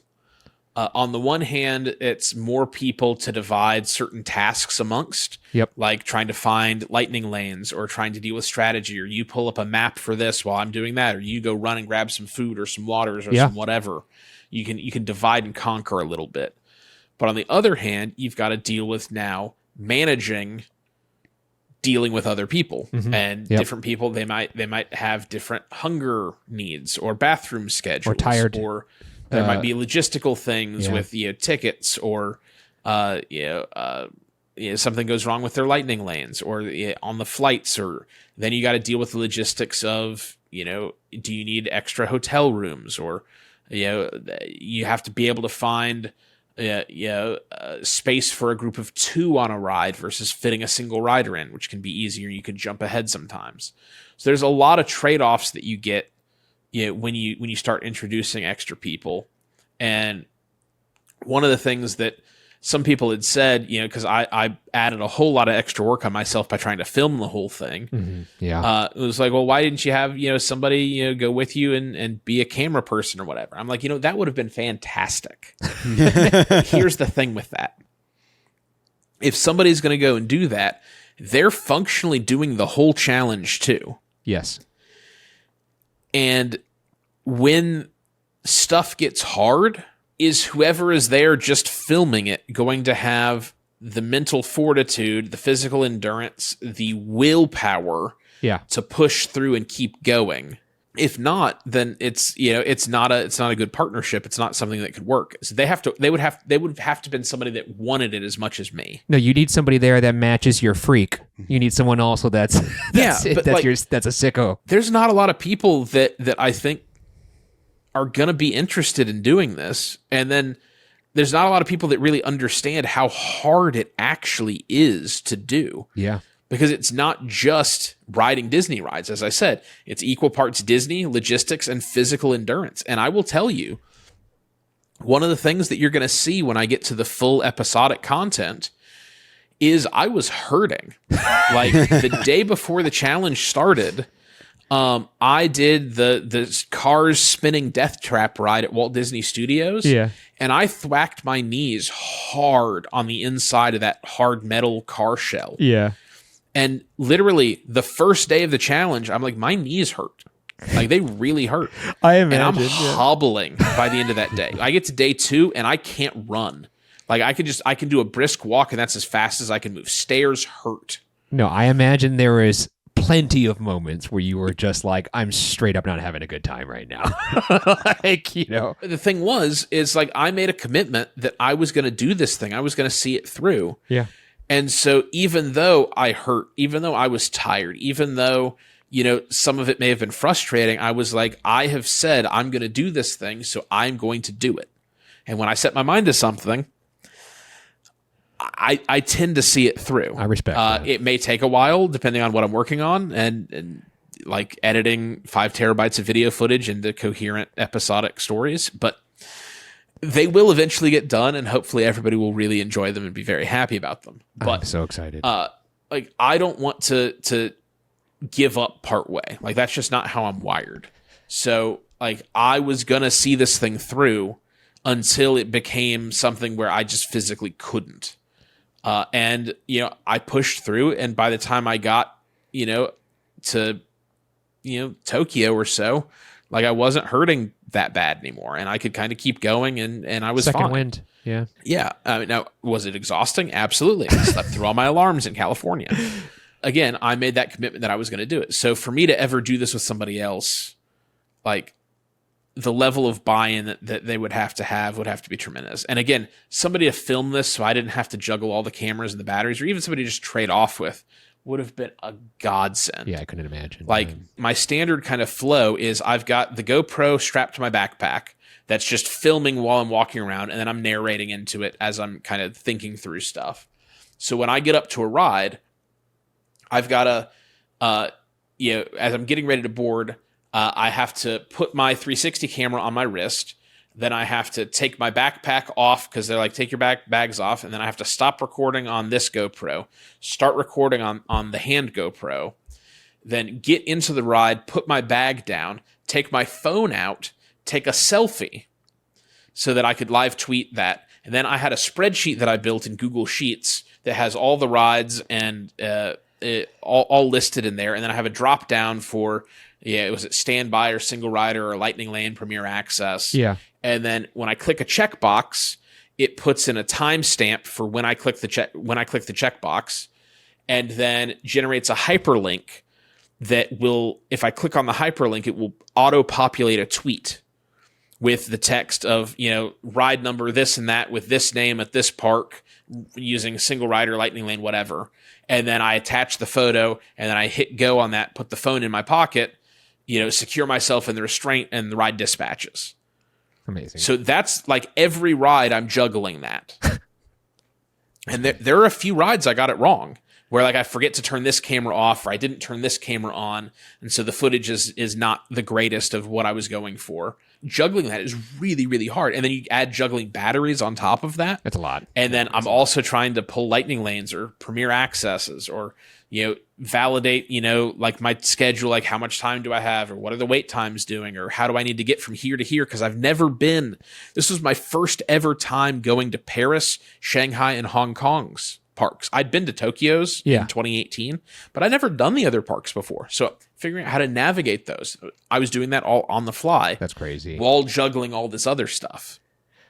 So it's all very, having that second person would make a huge difference. They got to match your freak, man. And then the last question I have here, what's next? I mean, I know I don't want you to look beyond, you already have like a massive editing mountain to climb here, but is there another challenge in the horizon that you could see happening? Maybe perhaps like all the Universal rides, or are you kind of hanging up the challenge shoes for good? So the challenge with challenges is, once you've done something at this scale, like everything else kind of seems minuscule by comparison. Gotcha. It's hard to kind of go somewhere else. In terms of like an all Universals, thing, I thought about it. The problem with Universal is you can't film on most of the rides. True. So I could do it, but even being able to take a selfie to prove that I've done the ride would be difficult, if not impossible, on many of those rides. So then it's one of those, yes, I could do it and I could say that I've done it, but I couldn't prove to anybody that I did it. Now, maybe I could buy on-ride photos, but then stuff goes wrong sometimes with on-ride photos and it doesn't actually get you the picture of you. Or maybe I have to ride it 2 or 3 times if something goes wrong or whatever. I don't know. Could I? Probably. Do I want to do that? Not right now. Okay. I did have another idea that I was really, really, I thought could have been really cool. And this is another one where the only way that it was ever going to happen is with full buy-in from corporate. And that idea was to celebrate the unification of the Six Flags and Cedar Fair chains. Okay. Going around and visiting all 26 of the new chains theme parks. Amazing. And riding every adult rideable operating coaster at all 26 of those parks in 26 days. Okay. Yeah, that sounds crazy. Yeah. But they don't let you film on stuff. So the only way for me that would have ever actually been worth doing is with enough buy-in where I could take my phone, take a selfie of me on the train on each ride, and then strap a 360 camera to my wrist and record it. Yep. If I can't do that, then it's not worth the effort because there's no way to engage other folks in the journey. And what I've found is, I'm not monetized in any way. Like I'm not out to do it for the clout or anything. But most of the people who follow me on social media enjoy living vicariously through my adventures. Yeah. If I'm going to go on an adventure, I want to at least be able to bring those folks along. No, and if I can't bring them along, then it's kind of a little bit like, what's the point? Like, yes, I could absolutely do it. And I could make the claim, hey, I did this. And then if somebody goes, where's the evidence? Where's the proof? Where's the documentation? I'd have to go, trust me. Trust me, bro. Yeah, and it's just like if there's no way for me to show, hey, here's a selfie of me on every ride. Here's video footage of me on every ride. Why is anybody going to believe that I actually did that? And so when you factor all that in, like I don't see that being a viable thing. Now, if somebody who's in marketing or corporate management for Six Flags hears this and is interested in having somebody who's proven track record that I can actually do these things. I got a couple weeks that where I haven't 100% locked in my fall travel plans, and I could still maybe actually make this work. And this could be a cool way to celebrate the first unified year of the full park chain. Other than that, man, thank you once again for joining us. I know this has been. I have one more quick one. All right, you don't have to answer if you don't want to. But wait, there's more.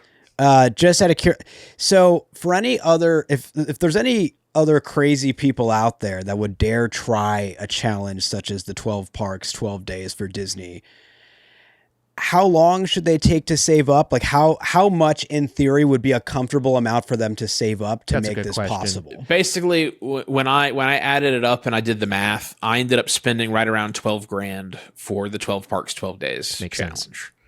That was my out of pocket. That's actually less than I thought it would be. Yeah, so I did use some like points, miles, and stuff. Gotcha. But then I also paid extra for some of the on-property hotels and things, and then I paid like $3,000 for my flight from Tokyo to LA to do Delta One. Yep. Because I knew I had to be able to sleep on that because I had to get off that plane and go for 12 straight hours. That makes sense. So that segment, I was like, I have to spend the extra money to be able to make sure that I'm getting off this well rested. Yeah, the bed seats. But like if you did that in economy, then that would even things back out with the other stuff that I kind of cashed in on points. I'd also imagine getting all the insurance flights. So the only actual insurance flights that I booked were the LA to Orlando ones. Gotcha. Everything else, I knew what the backups would need to be, but I didn't pre-book any of them. Got it. So I had stuff queued up, but the only ones I actually booked, and the only reason I did those was because I knew how tenuous that segment was. That was the most likely segment to have an issue that was going to push me to a later flight. Got it. And how big of a difference it was going to be from a 2 p.m. flight to a 10:30. So I just wanted to make sure that if I had to push to that I was going to be able to do it. And I booked those as refundable tickets. One of them was refundable. The others were Delta, and they just went back to e-credits, and then I just used them for my next trip. Because I knew I was like, I knew I could float that until the next international trip. So like that wasn't a big stretch for me. Right on. Definitely that, maybe a little bit more now because it's been 2 years and That's things true. are more expensive. No, they definitely are. But anyways, 15 maybe, be comfortable. Yeah. Thanks again for being generous with your time here and talking with us about Thanks for having me. everything This has in been the great. extreme minutia of the experience. You have 2 fans here for sure. Hopefully you could do another challenge, and if not, I'm very much looking forward to the episodic version of all this. And again, if you haven't checked out his video, please go check out both of his challenges over at A Coaster Story on YouTube. They're fantastic. And we'll be watching, man. Again, thank you. Is there anything else you'd like to plug before we head out of here? Yeah, I mean, the big thing is I am working on episodic versions. The thing to remember is basically what I'm doing right now is trying to produce the equivalent of 2 full seasons of a modern streaming show by myself in my spare time. Yep. Like basically what we're looking at is when all is said and done, it's probably going to end up being 12, 25 to 45 minute episodes. That's amazing. I cannot wait. Trying to make sure that keeping stuff in there that's good, but keeping the pacing enough where it doesn't drag. But there's still so much work left to do, and it is something I'm working on in my free time. So I appreciate everybody's patience. I hope that it's worth it when it's all said and done. I'm sure it will be. But that is a big thing I'm working on. And then if you're interested in roller coaster POVs, whenever I've got a park that lets me film, I film a POV, throw it up on my channel. I've got it uploads every weekday of coasters, dark rides, drop rides, whatever they let me film. So this month I've been dropping Disney rides in honor of the 2-year anniversary of my challenge. But then next week we're going to start picking up and spreading some videos from some of my trips from the past couple of years. Big France and some other associated places is one of the buckets. I think I'm going to have some videos from the parks in Iowa. Oh, nice. Some stuff from Finland. And then my Oktoberfest trip from last year where I did Munich, Vienna, and the parks in Poland. Oh, nice. So you get the be on the Olympia, lookout for all that stuff. You get the Olympia looping in there? Yeah. Nice. So I went to the opening day of Oktoberfest to get Olympia looping. Fun. So that was fun. Well, be on the lookout for that. Again, thank you. But for everybody else, thanks for watching this video. That does it for this episode of For Your Amusement. Like I said up top, make sure you subscribe over at youtube.com/@FYIPod or wherever you listen to podcasts. Also, you could consider supporting us on our fourth wall at FYAPod.com, where you'll get access to up to 3 monthly bonus shows, as well as the free one you just watched right now. And our merch there is there as well. But until next time, thanks for spending your time with us, and we'll see you all on the next ride. Bye-bye, everybody.